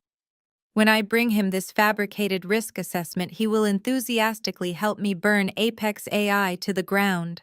Bradley spread his arms wide, gesturing to the ruined living room as if he had just conquered a battlefield. "I will make sure Leo's company is blacklisted across the entire global tech sector. I will make his proprietary software absolutely worthless. You wanted to protect your little empire, Diana. You wanted to hide your billions from me and humiliate me in front of my boss. Well, congratulations. You get to keep your hidden money, but I am going to make sure your precious younger brother loses everything. And when his company tanks, Vanguard Holdings will take a massive financial hit. I will ensure your investment portfolio bleeds out on the trading floor. I did not raise my voice. I did not flinch or offer a single word of protest. I simply looked at the pathetic, bleeding man standing in my wrecked house and let him scream his empty threats into the void. My total lack of fear seemed to enrage him even further. Bradley spun around, snatching his ruined suit jacket from the back of the sofa. He marched toward the front door, his shoes leaving bloody wet tracks across the pristine hardwood floor. "You are going to deeply regret the day you ever crossed me," Bradley screamed, tearing the heavy front door open and stepping out onto the porch. "I am going to destroy your brother. I am going to destroy everything you built. You will be on your knees begging me to stop by tomorrow afternoon." He slammed the door with enough violent force to rattle the expensive picture frames hanging on the walls. Seconds later, the aggressive roar of his sports car engine echoed through the driveway, followed by the sharp screech of tires as he sped away, racing off to plot his imaginary corporate vengeance. The house fell silent, leaving only the soft hum of the television screen displaying his financial crimes. Jamal let out a long breath, stepping carefully over the broken glass to stand beside me. "The man is completely unhinged," Jamal said, shaking his head. "He actually believes he has the power to sink a unicorn tech company. He thinks Montgomery is going to back him up after the absolute disaster at the restaurant last night. He does not even realize his career is already over based on the embezzlement files on that drive." I placed my empty coffee mug on the kitchen counter. "Bradley has always believed his own lies," I said calmly. "He is going to walk into that corporate skyscraper tomorrow morning expecting to be a kingmaker." I reached into my pocket and pulled out my phone. The screen illuminated my calm, unbothered face. I scrolled to a specific, highly encrypted contact, bypassing all usual corporate channels, and pressed the call button. The line rang exactly once before it was answered. "Leo." I said, my voice dropping to a cool, lethal cadence that signaled the absolute end of my husband's professional existence. "It is time to trigger the acquisition." Through the encrypted security feeds and audio taps Jamal had actively embedded in Bradley's corporate devices, I had a front-row seat to his final morning of absolute delusion. Bradley woke up in the downtown luxury condo he had fraudulently purchased for his mistress. He completely ignored his bruised jaw and the split lip he had sustained from the pathetic fight with his brother the day prior. Instead of realizing his entire life was effectively over, he doubled down on his own toxic narcissism. He put on his most expensive, imported Italian power suit, knotting his silk tie with aggressive, jerky movements. He genuinely believed that a sharp suit, a loud voice, and a ruthless attitude could rewrite reality. The morning sun glared off the towering glass and steel facade of the corporate headquarters in downtown Chicago. Bradley strode through the revolving glass doors of the grand atrium like a conquering emperor returning from battle. His leather shoes clicked sharply against the polished marble floors. He flashed his silver executive badge at the security turnstiles, not even bothering to look the guards in the eye. He rode the private executive elevator up to the 50th floor, adjusting his pristine cuffs and mentally rehearsing his manipulative pitch. He planned to march into the boardroom and tell Mr. Montgomery that the absolute disaster at the restaurant was actually a highly calculated stress test. He was going to brazenly claim that he had purposefully provoked the CEO of Apex AI to expose the volatile, unstable leadership of my brother's company. He actually thought his boss would buy this absurd, fabricated narrative. The moment the elevator doors parted on the executive floor, Bradley's true, deeply toxic nature bled out into the corporate hallways. A young, nervous intern named Kevin was rushing past, carefully balancing a cardboard tray of hot coffees. Bradley intentionally stepped directly into his path, forcing the young man to stop, so abruptly that he stumbled. Hot coffee spilled over the edge of the cups, splashing onto the expensive carpet. Bradley did not apologize or step aside. He leaned in incredibly close to the trembling intern, his face twisting into a mask of pure corporate cruelty. He loudly told Kevin that he was entirely incompetent, a complete waste of company payroll, and that if he ever crossed his path or spilled a single drop of coffee near his office again, he would personally ensure the boy never secured another job in the entire city. Bradley enjoyed the petty power trip. He actively thrived on making those beneath him feel small, terrified, and utterly worthless. Bradley continued his arrogant march down the plushly carpeted corridor, heading straight for the open-plan cubicles of the junior analysts. He stopped abruptly at the desk of a hard-working, dedicated employee named Rebecca. Without greeting her or offering a shred of professional courtesy, he slammed his heavy hand down on her desk, demanding the preliminary risk assessment files for the Apex AI merger immediately. When Rebecca calmly and professionally informed him that those specific files were already uploaded and categorized on the secure executive server as he had previously requested, Bradley exploded. He aggressively berated her in front of the entire open office department. He called her lazy, insubordinate, and entirely replaceable. He loudly declared that he was the absolute only person keeping this department afloat and explicitly threatened to terminate her employment before her lunch break. It was a pathetic, entirely transparent display of a weak, terrified man desperately trying to project ultimate dominance to soothe his own fragile ego. Feeling thoroughly energized by bullying his subordinates, Bradley marched directly to the heavy mahogany desk of Mr. Montgomery's executive secretary. He did not ask for an appointment or check the schedule. He slammed his palms down hard on her pristine leather desk pad and demanded an immediate emergency meeting with the executive board. He puffed out his chest using his loudest, most authoritative voice to declare that he had personally uncovered critical, catastrophic compliance failures regarding the Apex AI acquisition. He arrogantly insisted that the entire financial future of the corporation depended entirely on his immediate intervention and his expert guidance. The secretary did not argue with his aggressive demands. She did not ask him to sit down and wait his turn. She simply looked up at him with a very strange, unreadable expression. It was a potent mixture of deep pity, nervous apprehension, and cold realization. She picked up her telephone receiver, pressed a single glowing button, and quietly announced that Bradley was demanding immediate entry. She nodded once, hung up the receiver, and gestured smoothly toward the massive frosted glass doors of the main boardroom situated at the far end of the hallway. She told him that Mr. Montgomery was already waiting inside for him. Bradley smiled. It was a predatory, deeply arrogant smirk. He adjusted his silk tie one final time, completely convinced that his aggressive intimidation tactics had worked perfectly. He thought the executive board was sitting in that room waiting with bated breath to hear his brilliant fabricated risk analysis. He thought he was about to play the role of the ultimate corporate savior, the vigilant vice president who would bravely rescue the company from a disastrous merger with my brother. He genuinely believed he was about to secure his massive promotion, completely destroy Leo's company, and leverage his new untouchable corporate power to crush me in a brutal divorce court. He strutted down the long hallway, every single step fueled by pure, unadulterated hubris and delusion. He reached out and forcefully pushed open the heavy glass doors of the boardroom, stepping inside, fully expecting to take absolute command of the room. He marched forward, a triumphant, arrogant greeting already forming on his lips. But the words died instantly in his throat.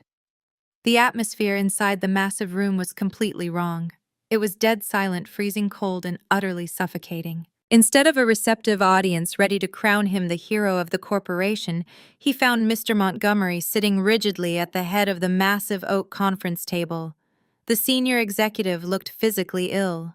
Mr. Montgomery was sweating profusely, his face pale and slick with heavy moisture, his expensive silk tie loosened drastically around his neck. And he was not sitting alone. Flanking the terrified executive were 6 elite corporate lawyers, men and women wearing immaculate shark gray suits, their faces carved from solid stone. They were not looking at Bradley with respect or eager anticipation. They were looking at him like a man who was already standing on the gallows with the rope pulled tight. Bradley refused to read the terrifying atmosphere of the room. His monumental arrogance acted as a thick blindfold. He looked at the six stone-faced corporate attorneys flanking his boss and immediately assumed they were there to execute his brilliant sabotage strategy. He firmly believed Mr. Montgomery had assembled the legal strike team to preemptively block the Apex AI merger and prepare for a massive corporate lawsuit. Bradley puffed out his chest, completely ignoring the fact that his superior was sweating through a custom-tailored shirt. He marched to the center of the long oak table and slammed his leather portfolio down with a sharp, aggressive thud. Mr. Montgomery Bradley began, his voice echoing with unearned confidence. I am glad you brought the legal team. I have spent the entire night compiling catastrophic risk assessments regarding the Apex AI acquisition. Their proprietary algorithms are a complete fabrication. We have zero legal obligation to proceed. I have uncovered massive compliance violations that give us the perfect leverage to tear up the term sheet and blacklist them across the sector. He leaned forward, placing his hands flat on the polished wood, grinning like a predatory shark. With my guidance, we can completely absorb their market share once the Securities and Exchange Commission dismantles their operation. I just need your authorization to leak these preliminary findings to the tech press by noon. Mr. Montgomery did not smile back. He did not praise his ambitious vice president. The senior executive looked like he was on the verge of a massive cardiac event. He squeezed his eyes shut, his chest heaving as he fought for air. He slowly raised a violently shaking hand, gesturing for Bradley to stop talking immediately. Bradley, completely oblivious to his own impending doom, misinterpreted the gesture. He thought his boss was simply overwhelmed by the sheer brilliance of the strategy. I know it is a bold move, Sir. Bradley continued, his volume rising as he paced beside the table. But this is how we win. This is how we crush the competition and secure our legacy. Shut your mouth! Mr. Montgomery wheezed, his voice cracking under the crushing weight of absolute terror. He opened his eyes, staring at Bradley with a look of pure, unadulterated hatred. I said, shut your mouth, you incompetent fool. You have absolutely no idea what you have done. Bradley froze, his triumphant grin slowly sliding off his bruised face. Sir, I am trying to save this corporation, he stammered, deeply confused by the sudden hostility. I am trying to protect our assets. Before Bradley could utter another pathetic, delusional syllable, the heavy mahogany double doors at the far end of the expansive boardroom unlatched with a loud, definitive click. Every single head in the room turned. The six elite corporate attorneys immediately stood up from their chairs, adjusting their jackets and standing at absolute rigid attention. Mr. Montgomery gripped the edge of the oak table, using it to leverage his trembling body upright. Bradley stood perfectly still, his heart hammering against his ribs as he stared at the entrance. The doors swung wide open. The sharp, authoritative click of stiletto heels against the polished hardwood floor echoed like a metronome, counting down the final seconds of Bradley's professional life. I walked into the boardroom. The plain, quiet, submissive wife who wore cheap wrap dresses and clipped coupons was completely gone. I wore a razor-sharp, bespoke, midnight black power suit that projected lethal, untouchable authority. My posture was flawless. My gaze was completely devoid of mercy. I did not look like a woman who played with dirt in a small suburban plant shop. I looked like the apex predator of the global financial ecosystem. I looked exactly like the woman who owned the ground they were all standing on. I did not walk alone. Leo stepped through the mahogany doors exactly one pace behind my right shoulder. The brilliant, untouchable tech billionaire who had commanded the absolute reverence of the entire restaurant the night prior was now actively displaying total, unwavering subordination. He carried no arrogance. He simply operated as my loyal second-in-command, his sharp eyes scanning the room to ensure my path was clear. Walking parallel to Leo on my left side was Jamal. My brilliant brother-in-law looked immaculate in a dark, tailored suit of his own. He carried a heavy, locked metallic briefcase containing the digital execution of my husband's entire miserable existence. Jamal looked entirely unbothered, moving with the quiet, lethal confidence of a man who held all the winning cards in his hand. The three of us marched down the length of the massive boardroom. The synchronized rhythm of our footsteps sounded like a military procession. The corporate lawyers parted instantly, stepping back to give us a wide, unobstructed path toward the head of the table. Bradley's brain completely short-circuited. The sight of his abused, underestimated wife leading a billionaire CEO and his despised brother-in-law into his highly restricted corporate sanctuary broke his fragile mind. He could not process the overwhelming display of power, his reality fractured entirely. "What is this?" Bradley shrieked, his voice pitching into a hysterical, unhinged frequency. "What the hell is she doing here?" He spun around to face Mr. Montgomery, waving his arms frantically toward me. "Sir, you have to call security immediately. This is my crazy, psychotic wife. She is having a mental breakdown, and that guy with the briefcase is just a low-level IT worker. They are trespassing in a restricted corporate zone. Get them out of here before they compromise the data servers. Call the police. Have them arrested." Bradley lunged toward the table intercom, desperately reaching for the security button. He was hyperventilating, his eyes wide with wild, feral panic. "I will handle this, sir," Bradley yelled, spittle flying from his lips. "I will have them thrown out on the street." Mr. Montgomery did not reach for the security button. He did not look at Bradley. He did not acknowledge the frantic, screaming vice president standing right in front of him. The senior executive swallowed hard, a drop of cold sweat rolling down his pale temple. As I approached the head of the long oak table, Mr. Montgomery stepped completely away from his massive high-backed leather chair. The ultimate seat of power in the room, the throne Bradley had spent his entire pathetic career fighting to earn, was now empty. Mr. Montgomery bowed his head in deep, silent reverence. He extended his trembling hand, gesturing respectfully toward the empty center chair, offering his absolute seat of power directly to me. I did not hesitate. I moved with the fluid grace of someone entirely accustomed to wielding absolute power. I stepped past Bradley, who was currently frozen in a grotesque posture of mid-panic, and approached the head of the long oak table. The leather chair was warm from Mr. Montgomery, but the icy authority I brought to the space instantly chilled the room. I sat down. I arranged my posture perfectly, resting my forearms against the polished mahogany edge.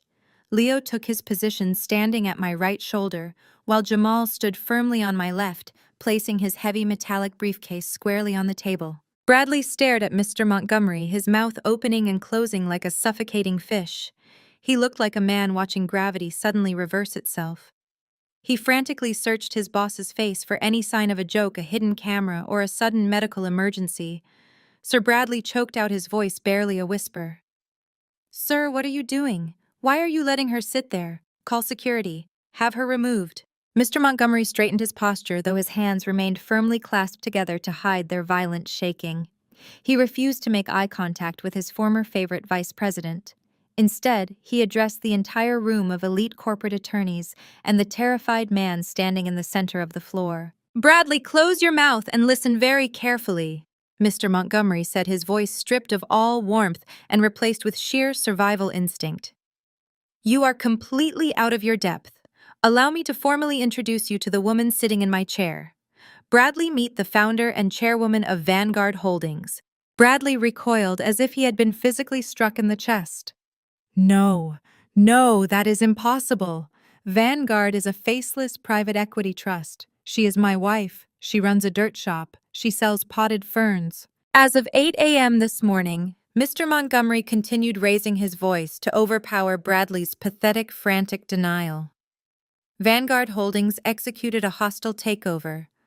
They have officially acquired a 51% controlling stake in this corporation. The board of directors held an emergency vote at dawn. The transaction has cleared. The transition of power is absolute and irreversible. The realization hit Bradley with the devastating force of a freight train. The heavy corporate jargon finally penetrated his thick skull. 51%, controlling stake, Vanguard Holdings. The fragmented pieces of the puzzle aggressively snapped together in his mind. Leo calling her big sister at the restaurant was not just a term of familial endearment. It was a strict hierarchy of absolute power. She did not just give Leo a small family loan. She orchestrated the entire tech ecosystem from the shadows. She was the whale. She was the apex predator of the venture capital world. She owned the private equity firm that owned Apex AI, and now she owned the very skyscraper he stood in. Bradley's eyes darted around the room, tracking the faces of the 6 elite lawyers. He desperately sought a single sympathetic glance, a single ally who would tell him this was a nightmare from which he would soon wake. The lead attorney, a sharp-featured woman in a pristine gray suit, slid a thick-bound acquisition summary across the table. It glided over the polished wood and stopped right at Bradley's fingertips. The cover page bore the Vanguard Holdings crest in heavy black ink, and right beneath it, my signature. The same signature he had watched me write on grocery lists and utility bills was now authorizing the purchase of his entire corporate reality. Bradley reached out with a trembling hand. His fingers brushed the heavy cardstock. He stared at my signature. His mind fractured completely. He was not a corporate titan. He was not a mastermind gatekeeper who held the keys to any merger. He was an insignificant, easily replaceable middle manager employed by his own wife. Every paycheck he had ever bragged about, every bonus he had used to secretly fund his downtown love nest, every shred of professional status he wielded like a weapon against me, to make himself feel superior, it all existed entirely at my mercy. I was the architect of his universe, and I was about to tear it all down to the studs. He looked up from this document, his eyes wide and bloodshot. The sheer terror in his gaze was intoxicating. He finally understood the magnitude of his fatal mistake. He had not just ruined his marriage the night before. He had committed professional suicide on an astronomical scale. His knees buckled slightly, but he caught himself against the edge of the conference table, his knuckles turning white as he gripped the wood to stay upright. Diana Bradley gasped, his voice hollow and broken, stripped of every ounce of the arrogant bravado he had carried into the building. "You bought the company. You bought my company. I bought my company, Bradley." I corrected him, my voice echoing coldly in the silent boardroom. "You just work here. For now." He opened his mouth to beg. I could see the pathetic apologies forming on his lips. He was going to fall to his knees right there in the boardroom, just as he had done in the restaurant, just as he had done in our shattered living room. He was going to plead for his job, for his reputation, and for a shred of the wealth he had so arrogantly assumed he could steal from me in divorce court. He was going to promise to be a better husband, a better man, a loyal employee. I did not give him the satisfaction of speaking. I had not come to this skyscraper to listen to his desperate excuses. I had come to execute a flawless surgical extraction of a corporate parasite. I settled deeper into the chairman's seat. I brought my hands up, resting my elbows on the polished mahogany armrests, and steepled my fingers together. I looked past Bradley's sweating, panicked face, directing my attention entirely to the man standing faithfully at my left side. The room held its collective breath. The corporate lawyers waited in dead silence. Mr. Montgomery wiped his brow with a silk handkerchief. Bradley stared at me in frozen, helpless terror. "Jamal," I said, my voice carrying the absolute, unquestionable authority of a corporate executioner, "please present the findings of your independent audit to the board." Jamal nodded, his expression completely devoid of mercy. He placed his heavy metallic briefcase onto the polished mahogany table and snapped the locks open. He retrieved a sleek laptop and connected a single encrypted cable to the boardroom's main display system. The massive projector screen on the far wall hummed to life. The Vanguard Holdings corporate logo flashed briefly before being replaced by a highly complex, color-coded financial spreadsheet. Bradley swallowed hard, his eyes darting frantically across the rows of data. He recognized the account numbers. He recognized the dummy corporations. He recognized the very digital footprints he had paid thousands of dollars to scrub from the company's servers. "Ladies and gentlemen of the board," Jamal began, his deep voice commanding absolute attention. As an independent cybersecurity auditor contracted directly by Vanguard Holdings, I initiated a forensic trace on all executive financial activities within this corporation over the past 36 months. My objective was to identify compliance vulnerabilities prior to our acquisition. What I uncovered was a sophisticated, systematic embezzlement operation engineered exclusively by your Vice President of Business Development, Bradley. Mr. Montgomery turned an alarming shade of pale gray. The 6 corporate attorneys leaned forward, their eyes locked on the screen, ready to dissect the corporate massacre. Jamal pressed a button on his presentation remote. The screen transitioned to a series of intercepted emails, offshore routing numbers, and falsified vendor invoices. Bradley did not just siphon money from his marital accounts to fund a luxury condo for his 24-year-old mistress, Jamal stated clearly, exposing Bradley's domestic failures to the entire room. He actively exploited his executive clearance to bleed this corporation dry. He created phantom vendor accounts. He approved inflated invoices for marketing services that were never actually rendered.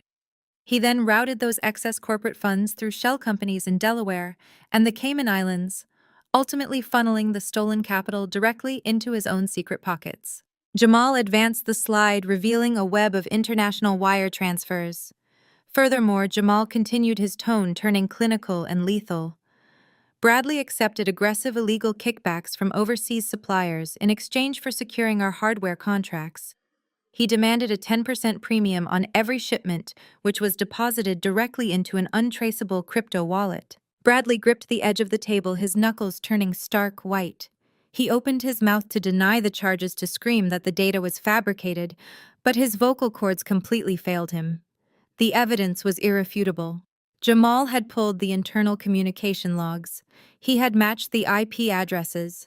Every single stolen dollar was meticulously traced and accounted for. The total amount of embezzled corporate funds exceeds $4 million, Jamal concluded, stepping back and folding his arms. The documentation has already been compiled into a secure encrypted file. It is ready for immediate transfer to the Securities and Exchange Commission and the Federal Bureau of Investigation. Mr. Montgomery buried his face in his hands, groaning in sheer professional agony. The lead corporate attorney adjusted her glasses, looking at Bradley as if he were a highly infectious disease. She turned to me, nodding slightly, signaling that the legal threshold for catastrophic termination had been vastly exceeded. I stood up from the chairman's seat.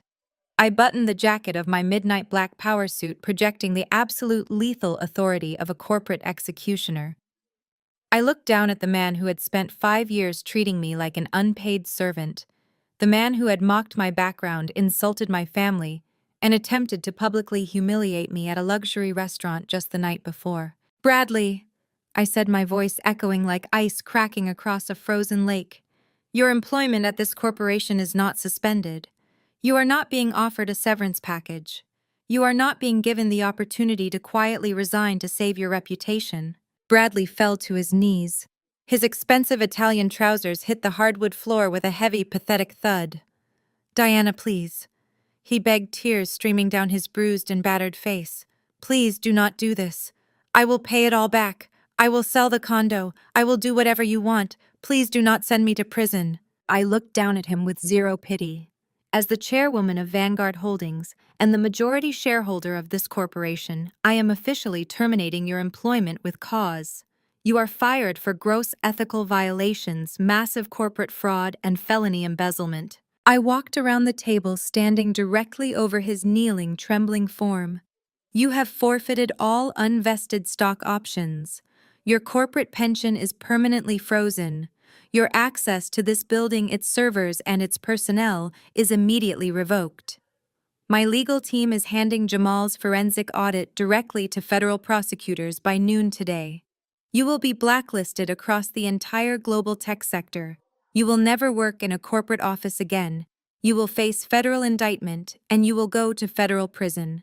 Bradley sobbed violently, clutching his stomach as if he had been physically disemboweled. He was completely stripped of his arrogant bravado, his fake wealth, and his toxic superiority. He was nothing but a broken, terrified criminal waiting for the authorities to arrive.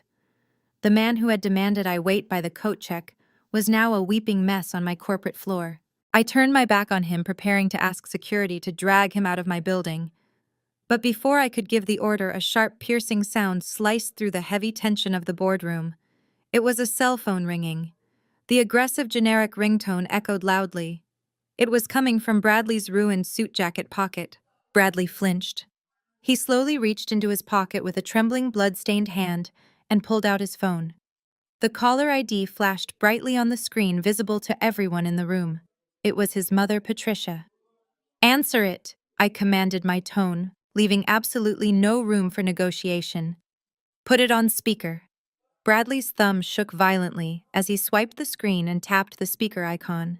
He dropped the phone onto the polished oak table. Bradley, Patricia screamed.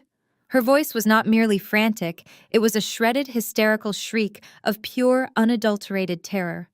The sound blasted through the boardroom speakers, echoing off the glass walls. Bradley, where are you? You have to come to the house right now. Mom, what is happening? Bradley gasped, his voice cracking. The bank! Patricia sobbed, her words tumbling out in a hyperventilating panic. The bank just showed up with the sheriff's department. They are kicking us out. Spencer is crying in the driveway. Bradley, they are locking the doors and changing the deadbolts. They said the loans you guaranteed went into absolute default. They said you used my house as collateral for your massive business debts, and you stopped paying them months ago. They are officially foreclosing on the property today. We are losing everything. My friends from the country club are driving by and staring at us. We are being thrown out on the street. Patricia's hysterical screams continued to echo from the speaker of the phone, resting on the mahogany table. She wailed about the neighbors watching her humiliation, about the moving trucks pulling into the driveway, and about the sheer undeniable reality of her sudden poverty. Bradley stared at the device with blank, terrified eyes. His brain had completely shut down. The fortress of arrogance he had built over a lifetime was reduced to ashes in less than 24 hours. I reached forward and tapped the red button on the screen. The call disconnected, plunging the massive boardroom back into a heavy, suffocating silence. I turned my gaze to Mr. Montgomery and the 6 corporate attorneys. I gave them a single dismissive nod. That is all for now, gentlemen. Please vacate the room. The elite legal team scrambled to comply. They packed their briefcases with frantic speed, eager to escape the blast radius of Bradley's ruined life. Mr. Montgomery practically sprinted toward the mahogany double doors, not casting a single backward glance at the vice president he had once groomed for leadership. Leo offered me a respectful nod before stepping out into the hallway to coordinate with the executive transition team. The heavy doors clicked shut, sealing the room. The boardroom was empty, save for myself, Jamal, and the broken, weeping man kneeling on the floor. Bradley was a pathetic sight. The knees of his custom-tailored Italian trousers were scuffed and dirty. His expensive silk tie hung loosely around his neck, stained with the blood from his split lip. He looked up at me, his eyes swimming with desperate, cowardly tears. The terrifying realization that his mother was currently being evicted because of his own fraudulent financial maneuvers finally broke whatever fragile shred of sanity he had left. He collapsed forward, pressing his palms flat against the hardwood floor, and began to sob uncontrollably. It was a loud, wet, gasping sound. He was entirely stripped of his corporate armor, reduced to a groveling, terrified mess. "Diana, please!"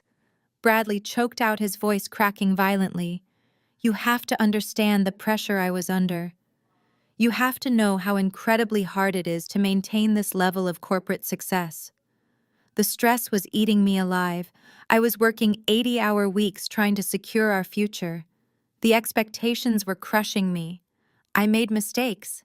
I know I made terrible financial mistakes, but I was just trying to cope with the absolute overwhelming anxiety of my position." He crawled a few inches forward, his bloody hands reaching out to hover just inches from my black leather pumps. He did not dare touch me. "Vanessa meant absolutely nothing to me," Bradley pleaded, crying harder as he tried to spin his 2-year affair into a tragic symptom of workplace burnout. "She was just a distraction, a meaningless, stupid distraction from the relentless pressure of this company. And the money, Diana, the corporate funds I took, I was going to invest them and pay everything back. I swear I was. I just wanted to build a massive safety net for us. I wanted to give you the luxurious life you deserved. Please, you have to believe I never wanted to hurt you.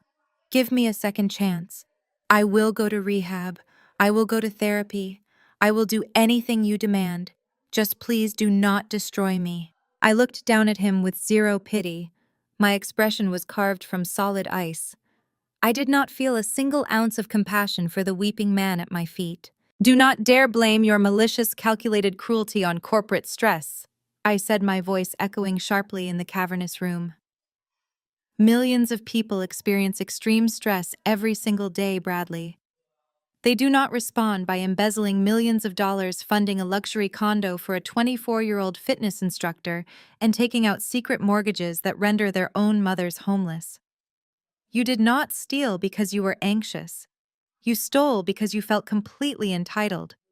You genuinely believed you were smarter than everyone else in this building. I took a slow, deliberate step closer to him, forcing him to look up into my unrelenting gaze. And do not stand there and tell me you wanted to give me a luxurious life. I continued, my tone dropping to a lethal, quiet cadence. We both know exactly how much you absolutely thrived on keeping me small. You fed on it. You nourished your fragile, pathetic ego by making sure I always felt financially dependent and socially inferior. I remember your face at the restaurant last night. I remember the exact smirk you wore when you pushed that $4,000 bill across the table, fully expecting my card to decline. I remember how your eyes lit up with vicious joy when you told me to go wait by the coat check like a disobedient dog. Bradley flinched, squeezing his eyes shut as the reality of his own behavior was weaponized against him. You enjoyed humiliating me when you thought I was weak. I stated delivering the absolute truth without a shred of mercy. You loved playing the role of the dominant, successful savior, dragging your pitiful wife out of the gutter. You treated Jamal and Megan like second-class citizens because it made you feel like a king. You did not make a mistake, Bradley. You operated exactly as your true nature dictated. And now you are simply terrified because your victim turned out to be the executioner. Jamal stepped forward from the shadows of the room. He did not say a word. He simply opened his heavy metallic briefcase and retrieved a thick manila envelope. He handed it to me with a respectful nod. I took the envelope and tossed it onto the center of the polished oak table. It landed with a heavy, definitive thud right next to Bradley's abandoned cell phone. Bradley stared at the envelope, his breath hitching in his throat. He slowly pushed himself up from the floor, his hands gripping the edge of the conference table for support. His eyes darted from the envelope to my face, silently begging for a reprieve that was never going to come. "Sign the divorce papers, Bradley," I commanded, my voice stripping away his final illusion of hope. "I am offering you the fastest, most brutal legal separation in the history of this state. You will surrender all claims to any marital assets. You will accept the infidelity clause of the prenuptial agreement without a single word of protest. You will walk away from this marriage with exactly what you brought into it, which is absolutely nothing." He stared at the documents, his chest heaving. "And if I refuse," he whispered, his voice trembling with terror. "If I ask for my own lawyer to review this first." I leaned forward, placing both hands flat on the mahogany table, trapping him in my gaze. "If you hesitate for even a single second," I replied, every syllable dripping with absolute venom, "Jamal transmits the entire corporate embezzlement file to the Federal Bureau of Investigation in exactly 5 minutes. You will leave this skyscraper in handcuffs, and you will spend the next 20 years in a federal penitentiary. Choose your destiny, Bradley, right now." Bradley stared at the thick manila envelope resting on the polished mahogany table. His breathing was ragged, shallow, and fast. The air in the massive corporate boardroom felt incredibly thin, as if the room itself were rejecting his presence. He looked at Jamal, who stood perfectly still, his hand resting casually over the keyboard of his encrypted laptop. Jamal was not bluffing. The cybersecurity auditor had the direct routing codes to the federal authorities queued up and waiting for a single keystroke. A violent tremor seized Bradley's hands. He slowly reached out, his bloody, bruised fingers grazing the edge of the envelope. He pulled the thick stack of legal documents out of the casing. The bright white pages glared under the recessed boardroom lights. The bold black text at the top of the first page read, "Marital dissolution and complete asset forfeiture agreement." He swallowed hard, the sound loud in the dead silence of the room. He flipped to the second page, his eyes scanning the dense legal paragraphs that Preston Cole had tried and failed to circumvent. Every single clause was a nail in his coffin. He was officially admitting to gross financial misconduct within the marriage. He was legally validating the infidelity clause of our prenuptial agreement. He was signing over the deed to the downtown luxury condo, surrendering any claim to the equity in our suburban home, and officially waiving all rights to spousal support, legal fee reimbursement, and future litigation. He was stripping himself down to absolute zero. Diana. Please, Bradley whimpered one last time, a pathetic broken whisper that barely carried across the table. I have nothing left. If I sign this, I am walking out onto the street with the clothes on my back. My mother is losing her house. My career is completely gone. What am I supposed to do?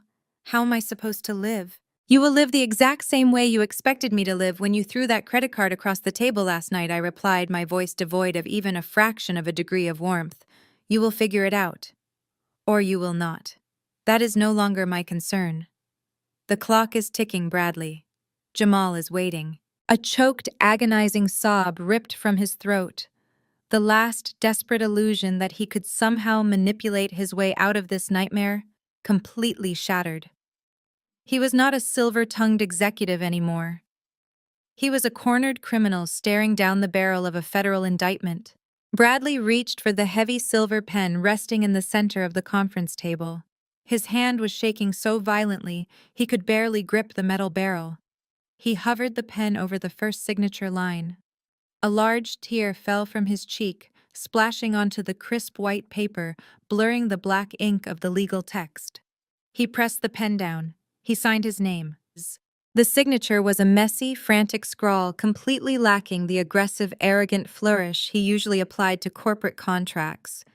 He flipped to the next page, gasping for air, tears streaming continuously down his face. He signed the asset forfeiture addendum. He signed the property transfer deed for the luxury condo. He initialed every single page, acknowledging his infidelity and his complete surrender of all marital rights. The only sounds in the expansive, luxurious boardroom were the scratch of the silver pen against the heavy bond paper and the pathetic, wet sounds of a ruined man weeping over his own destruction.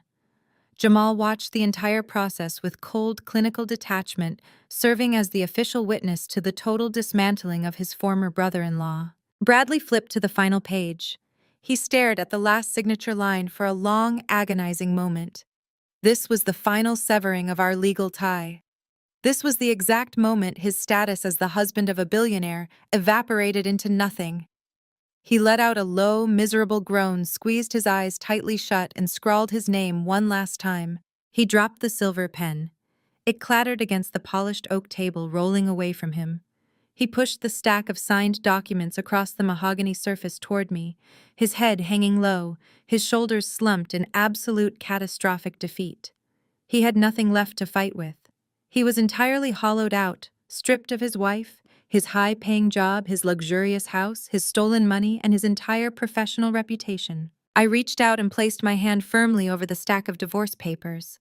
I pulled them toward me, inspecting each page with deliberate, meticulous care. I checked every signature, every initial, and every date. The execution was flawless. The legal separation was absolute. I tapped the edges of the papers against the table, aligning them perfectly, and slid them back into the manila envelope. I handed the envelope to Jamal. He took it with a respectful nod, securing it safely inside his metallic briefcase, alongside the encrypted corporate audit files. The transaction was officially complete. I stood tall, buttoning the jacket of my midnight black power suit. I looked down at the man kneeling on the floor of the corporate skyscraper he used to believe he ruled. He was still crying, his hands covering his bruised face, his expensive suit ruined and stained. He looked incredibly small. Bradley, I said, my voice cutting through his pathetic sobbing with razor-sharp clarity. He slowly lowered his hands, looking up at me through bloodshot, terrified eyes. He looked like he was bracing for a physical blow. Remember what you told me at the restaurant last night? I asked, holding his gaze with lethal intensity. You looked me right in the eye and told me to leave. You said that the table was strictly for important people. Bradley flinched, fresh tears spilling over his cheeks as the memory of his own staggering arrogance was weaponized against him. You were right, I continued, my tone dropping to a quiet, devastating cadence. It is for important people. But you forgot one crucial thing, Bradley. I own the restaurant too. I did not wait for a response. There was absolutely nothing left for him to say.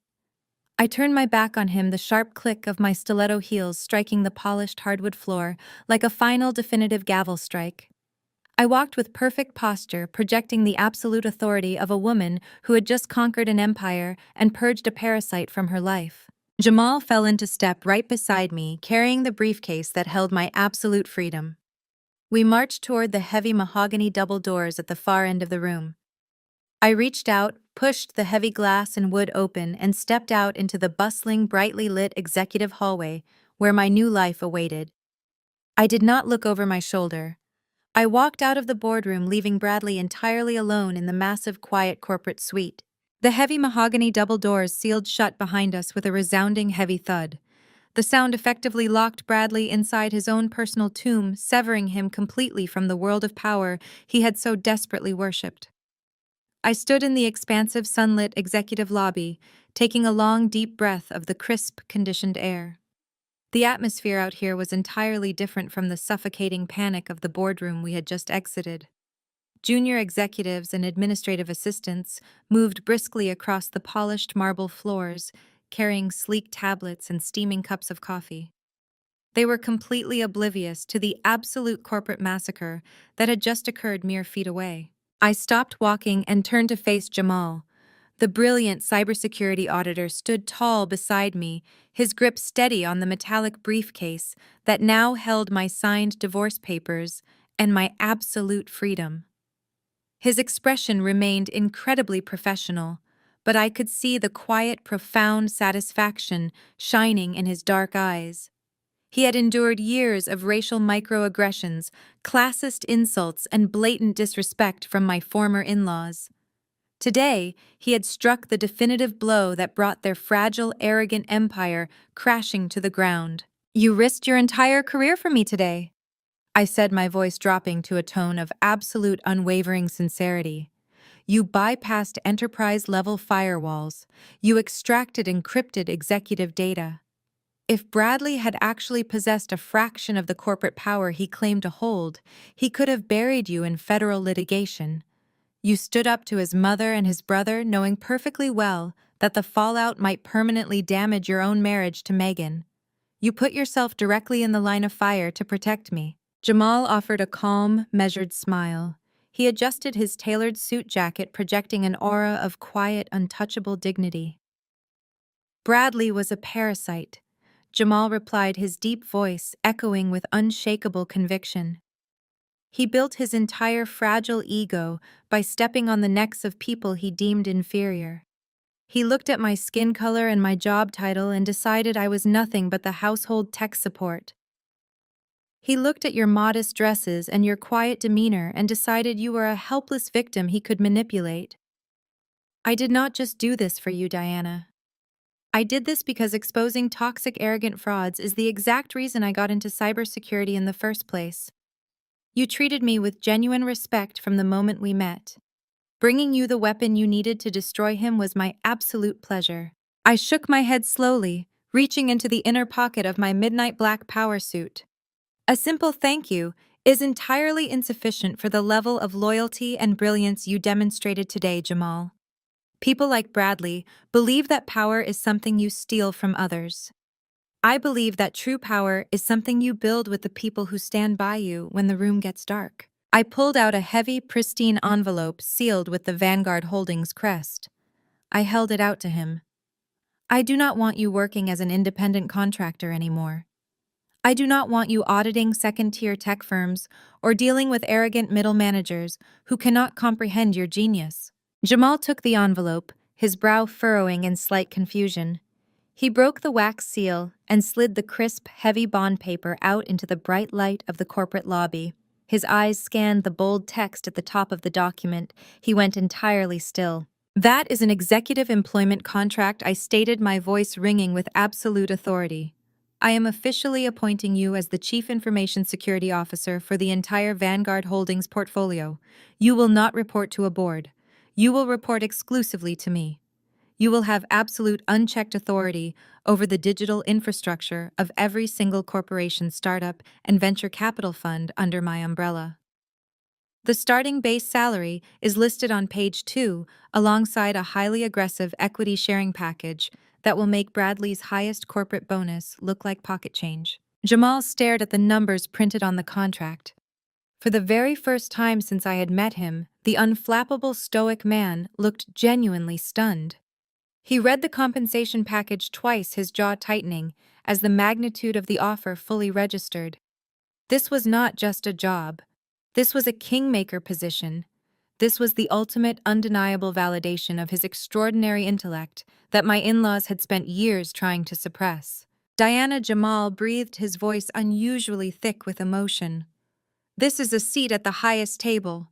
This is executive control over billions of dollars in digital assets. It is the exact seat you deserve, I corrected him smoothly. You proved your absolute integrity when you handed me that USB drive instead of using it to blackmail Bradley yourself. You are brilliant, you are ruthless when necessary, and your loyalty is utterly unshakable.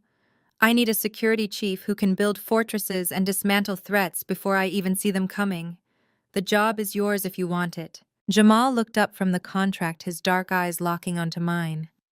The quiet, shared understanding of two former outcasts who had just conquered the hierarchy passed between us. He carefully folded the contract and slid it into the inner pocket of his suit jacket. I accept, Chairwoman. You have my absolute loyalty. Excellent, I said, a genuine warm smile finally breaking across my face. Now let us get out of this miserable building. We turned and walked together down the expansive marble corridor, heading directly for the private executive elevators reserved exclusively for top-tier leadership.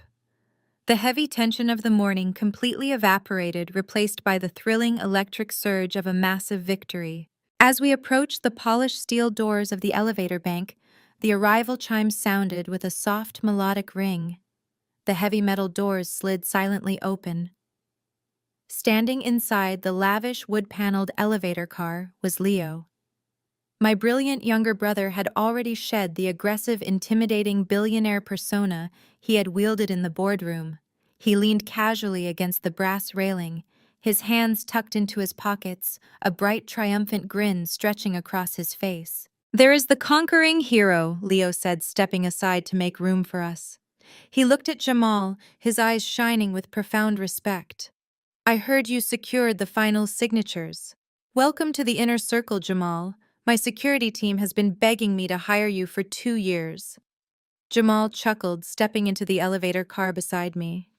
"It is an absolute honor, Leo. We have a lot of work to do." I stepped in between the two most intelligent, loyal men I had ever known.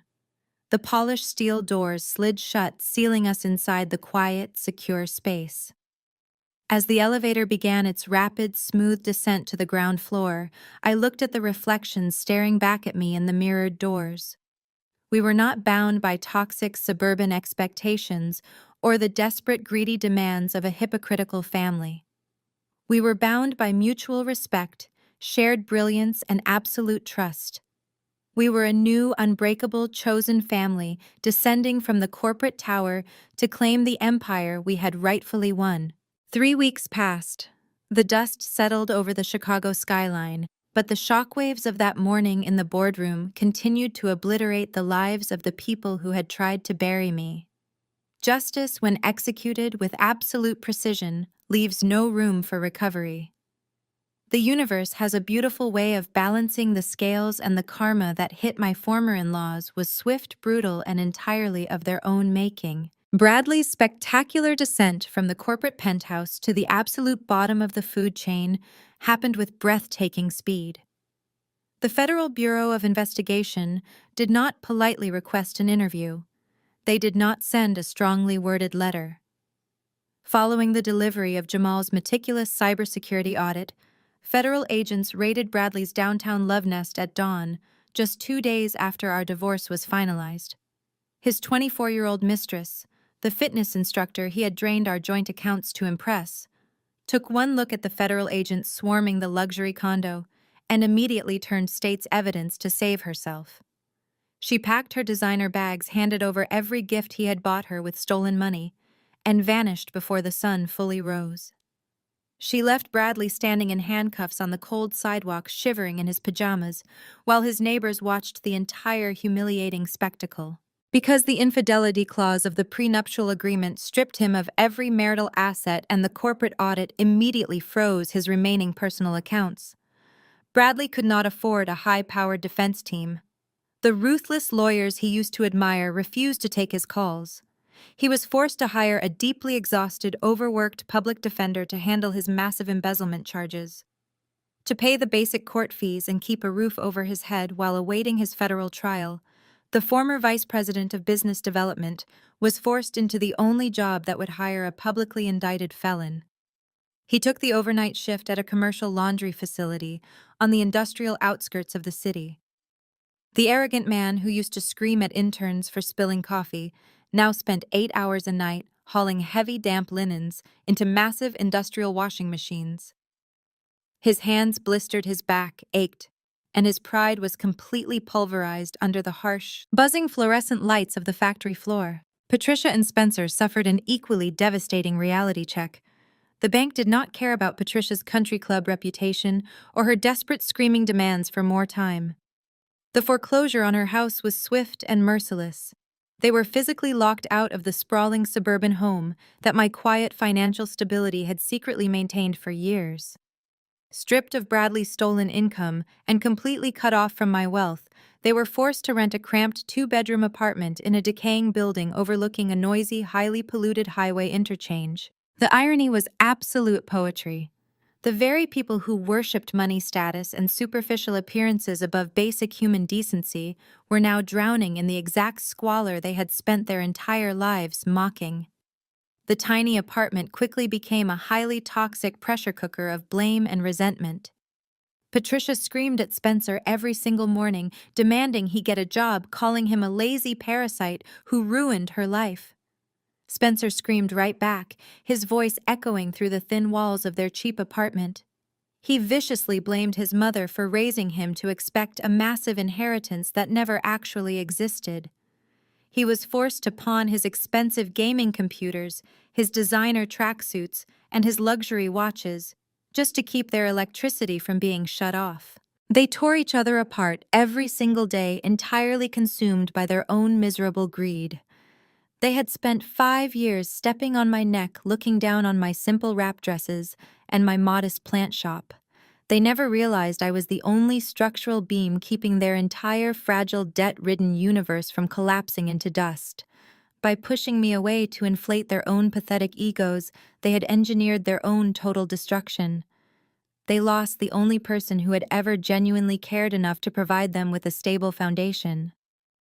Now they had absolutely nothing left but each other, and they hated it. Bradley dragged himself into his dingy one-room apartment after a particularly grueling overnight shift. His body ached, his cheap polyester uniform smelled strongly of industrial bleach, and his spirit was completely broken. The cramped studio apartment was dark, damp, and freezing cold. He collapsed onto a stained second-hand sofa that he had salvaged from a local thrift store. He picked up a cracked remote control and turned on the small, outdated television resting on a plastic milk crate. He just wanted background noise to drown out the overwhelming, suffocating silence of his ruined life. The morning financial news broadcast flickered onto the screen, illuminating the peeling wallpaper of his tiny living room. The anchor sat behind a polished glass desk, wearing a sharp suit that painfully reminded Bradley of the world he had permanently lost.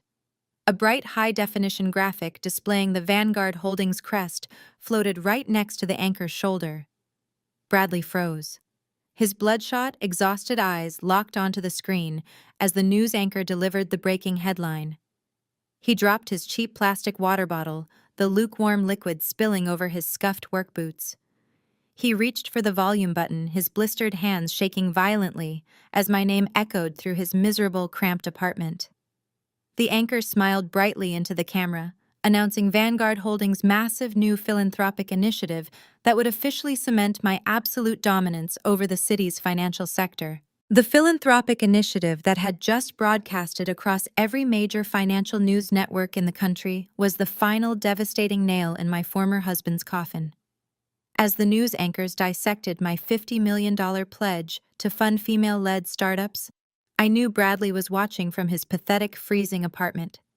I knew he was staring at the television screen, completely paralyzed by the sheer magnitude of the wealth he had permanently lost due to his own breathtaking arrogance. The universe had delivered the ultimate, irrefutable verdict. I was thriving at the absolute pinnacle of corporate power, and he was scrubbing industrial laundry for minimum wage. I stood before the towering floor-to-ceiling windows of my penthouse office, looking out over the glittering expanse of the Chicago skyline. The city stretched out beneath me, a vast network of steel and glass, completely illuminated by the vibrant hues of the setting sun.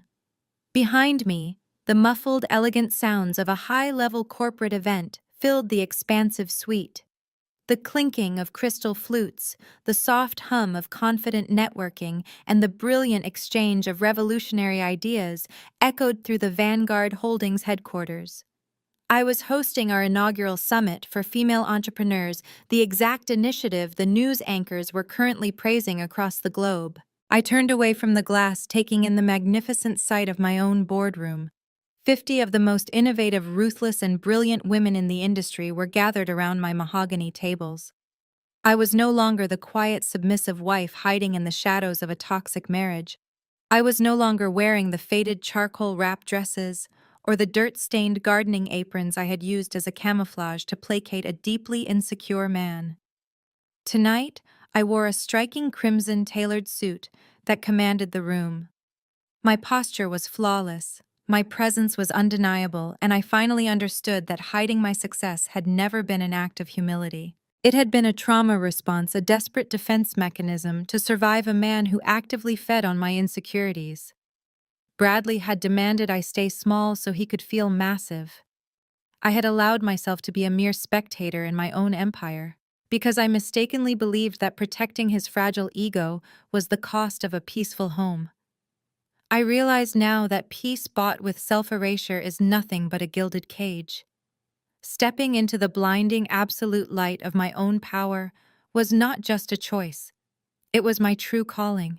I walked through the crowd greeting founders and innovators who possessed the same hungry, brilliant spark I had when I sold my first logistics company. I shook hands with a woman who had just patented a revolutionary clean energy algorithm. I finalized a massive seed funding round with a young developer who had previously been entirely dismissed by every male-dominated venture capital firm in the city. I looked into their eyes and saw the exact same resilience that had carried me through years of emotional abuse. By funding them, I was not just expanding my financial portfolio, I was actively dismantling the very systemic corporate arrogance that men like Bradley and Mr. Montgomery relied upon to maintain their unearned dominance. I was building an army of apex predators. Through the sea of crimson and black power suits, I caught sight of the two men who had stood by me when the battlefield was at its absolute darkest. Leo was deep in conversation with a brilliant software engineer, likely poaching her for an executive role at Apex AI. He looked up, caught my eye across the room, and offered a sharp, triumphant nod. Leo had secured his merger on our own terms, completely bypassing the corrupt executives who had tried to sabotage his vision. Apex AI was now the undisputed crown jewel of the tech sector, operating safely under the massive protective umbrella of my financial empire. Jamal stood near the main bar, projecting his usual calm, lethal authority. My new Chief Information Security Officer had integrated into Vanguard Holdings with flawless efficiency.